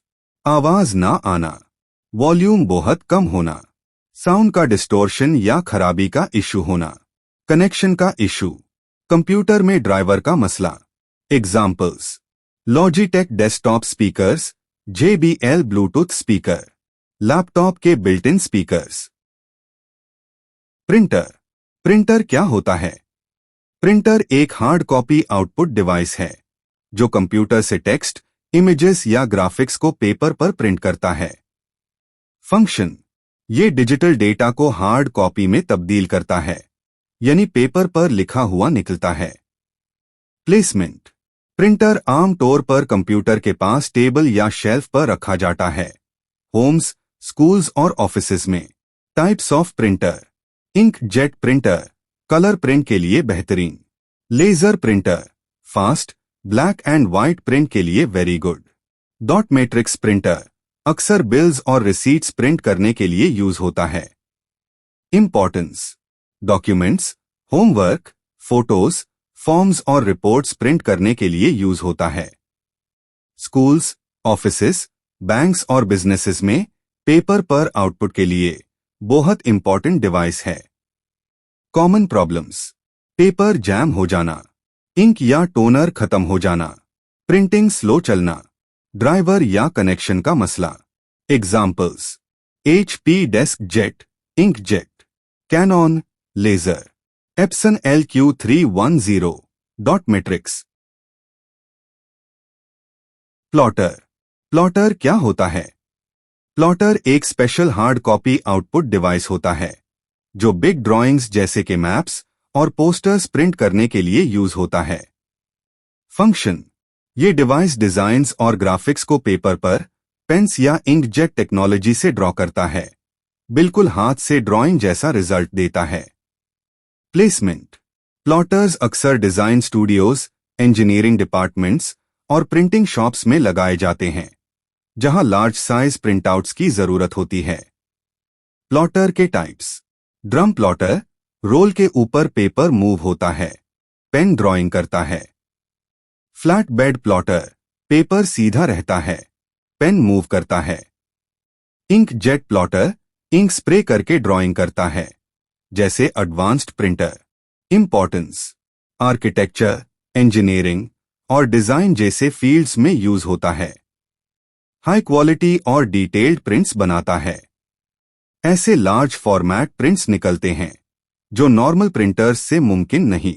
Common problems. ज्यादा स्पेस रिक्वायर्ड होती है, मेंटेनेंस एक्सपेंसिव होती है, इंक या पेन खत्म हो जाए तो प्रिंट क्वालिटी डाउन हो सकती है। Examples. HP DesignJet, Canon imagePROGRAF, Epson SureColor plotters.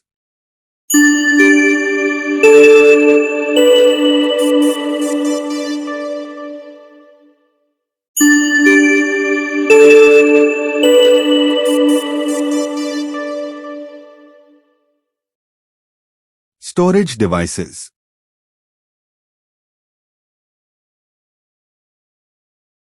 Primary storage devices, ये डेटा को स्टोर करने की ऐसी डिवाइसेस होती है जो कंप्यूटर का डेटा टेम्पररी या परमानेंटली स्टोर करती है।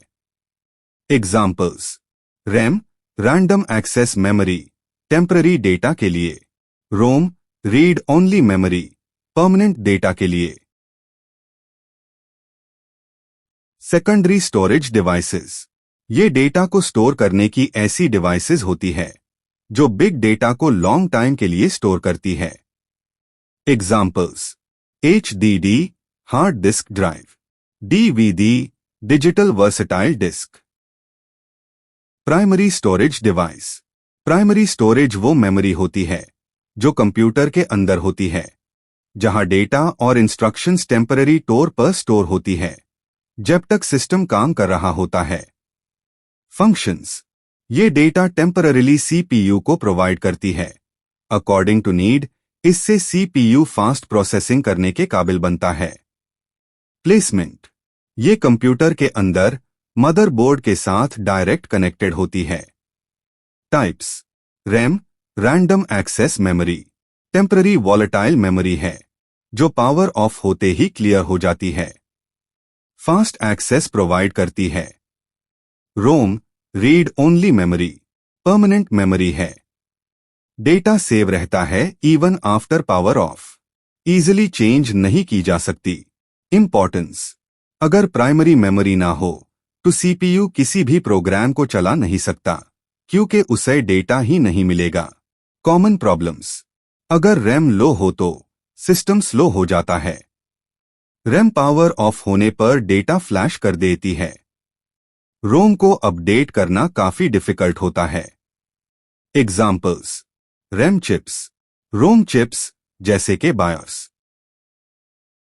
Secondary storage device, secondary storage ऐसी नॉन वॉलेटाइल हार्डवेयर डिवाइसेस होती है जो डेटा को परमानेंटली यानी हमेशा के लिए सेव करती है। ये रैम के अपोजिट होती है, यानी डेटा पावर ऑफ होने पर भी सेव रहता है। फंक्शंस, ये डिवाइसेस डेटा, सॉफ्टवेयर और फाइल्स को लंबी मुद्दत के लिए स्टोर करती है। जब कंप्यूटर ऑफ होता है तब भी आपका डेटा सेफ रहता है। प्लेसमेंट, कुछ डिवाइसेस कंप्यूटर के अंदर होती है जैसे हार्ड ड्राइव, जबकि कुछ बाहर लगाई जा सकती है जैसे USB या external hard drive. Types: magnetic storage जैसे hard disk drive HDD, optical storage जैसे CD या DVD, सॉलिड स्टेट स्टोरेज जैसे USB या मेमोरी कार्ड, क्लाउड स्टोरेज जैसे गूगल ड्राइव। इंपॉर्टेंस, डेटा को बहुत ज्यादा क्वांटिटी में सेव करता है, लंबी मुद्दत तक सेफ रहता है, बैकअप और फाइल ट्रांसफर में मदद मिलती है, प्रोग्राम्स और फाइल्स को क्विकली लोड करता है। कॉमन प्रॉब्लम्स, डेटा लॉस या करप्शन हो सकती है, कभी कभी स्लो हो जाता है, फिजिकल डैमेज से खराब हो सकती है जैसे USB का गिर जाना। Examples: USB flash drive, memory card, CD and DVD, Google drive, cloud storage.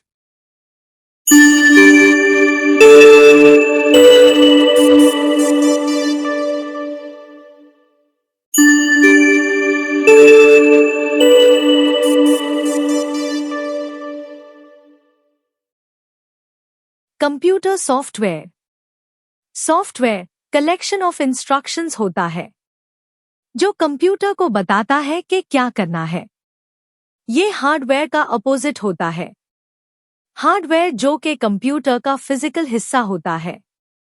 Software में मल्टीपल्स प्रोग्राम्स एंड एप्लीकेशंस शामिल होते हैं जो कंप्यूटर को रन एंड यूजर के टास्क्स को इजीली एंड स्मूथली बनाते हैं। सिस्टम सॉफ्टवेयर, ये वो सॉफ्टवेयर होता है जो कंप्यूटर के बेसिक फंक्शंस को कंट्रोल करता है।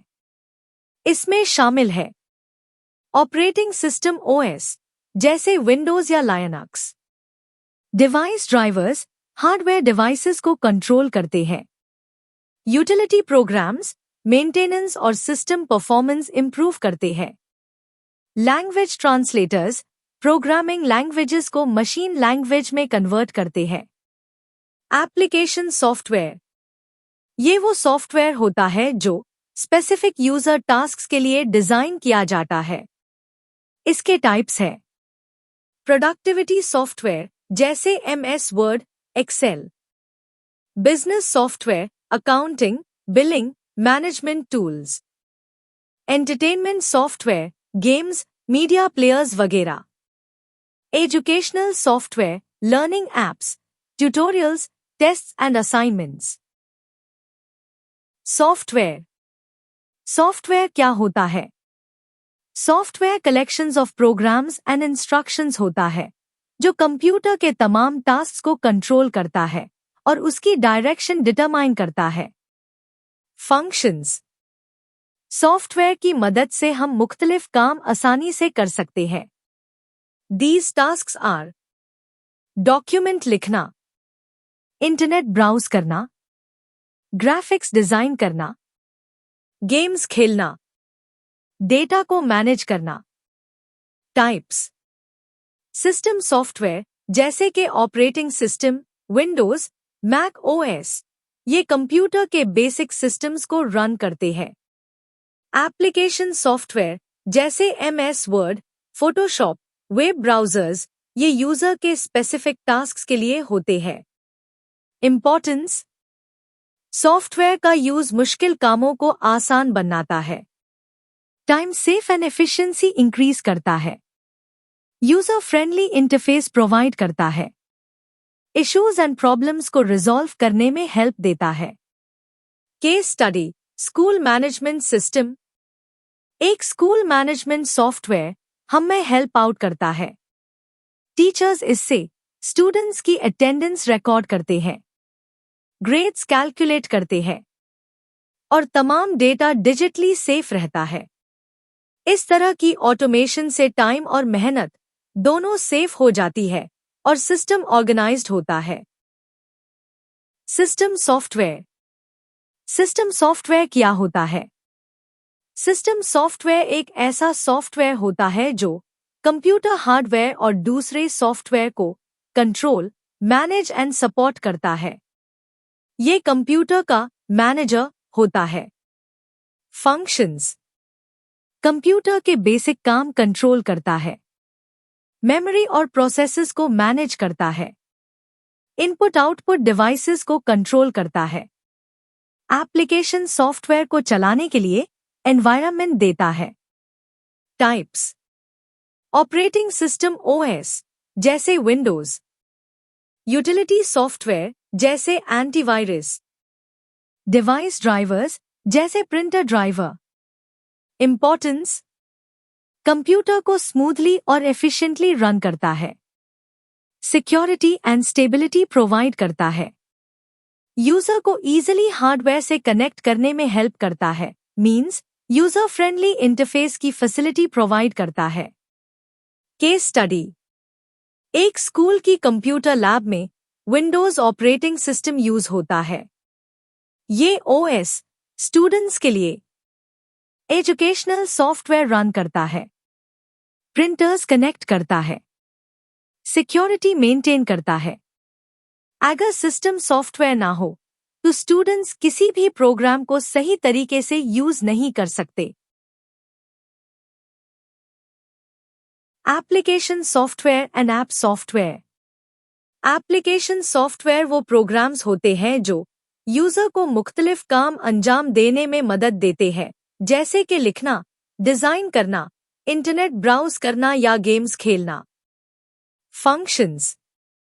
ये सॉफ्टवेयर डेली के काम आसानी और एफिशिएंसी से करने में मदद करता है।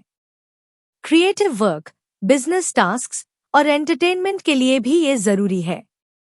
ये सिस्टम सॉफ्टवेयर के ऊपर काम करता है। टाइप्स।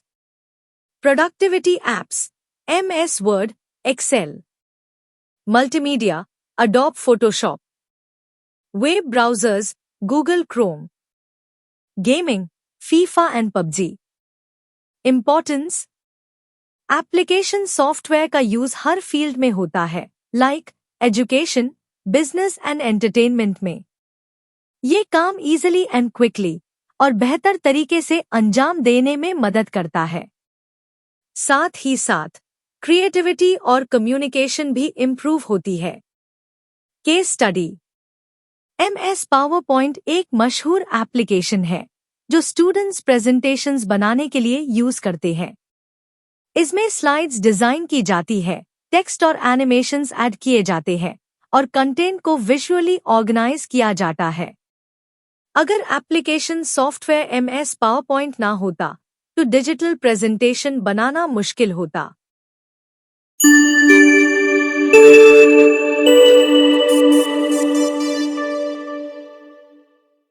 अस्सलामुअलैकुम, welcome to brain train by सरअता। अगर आप मॉडर्न और डिजिटल एरा में अपनी एजुकेशन जर्नी को स्मार्ट तरीके से शुरू करना चाहते हैं तो ये चैनल आपके लिए है। फ्री लर्निंग, सेल्फ ग्रोथ और फ्यूचर रेडी स्किल्स, सब कुछ एक जगह पर। तो आइए ब्रेन ट्रेन के साथ मिलकर अपना ब्रेन ट्रेन करते हैं। ब्रेन ट्रेन का मकसद है आपको साइंस सब्जेक्ट्स में एक्सेलेंस दिलवाना। यहाँ आप ग्रेड 9 से ग्रेड 12 तक मैथमेटिक्स प्रॉब्लम्स स्मार्टली सॉल्व करेंगे, कंप्यूटर साइंस के मॉडर्न कॉन्सेप्ट सीखेंगे और साइंस के दूसरे सब्जेक्ट्स में अपनी स्किल्स एनहांस करेंगे। लेक्चर्स रेगुलरली और ग्रेजुअली अपलोड होंगे ताकि आप हर टॉपिक को स्टेप बाय स्टेप समझ सकें और अपनी लर्निंग जर्नी में कंसिस्टेंट प्रोग्रेस कर सकें। अगर आप अपनी साइंस लर्निंग जर्नी को स्मार्ट, स्ट्रक्चर्ड और गारंटीड क्वालिटी के साथ स्टार्ट करना चाहते हैं तो अभी सब्सक्राइब करें और बेल आइकॉन प्रेस करें। ब्रेन ट्रेन पर मिलेगा आपको free high quality content modern students के लिए मॉडर्न स्टाइल में। Let's build your future with brain train.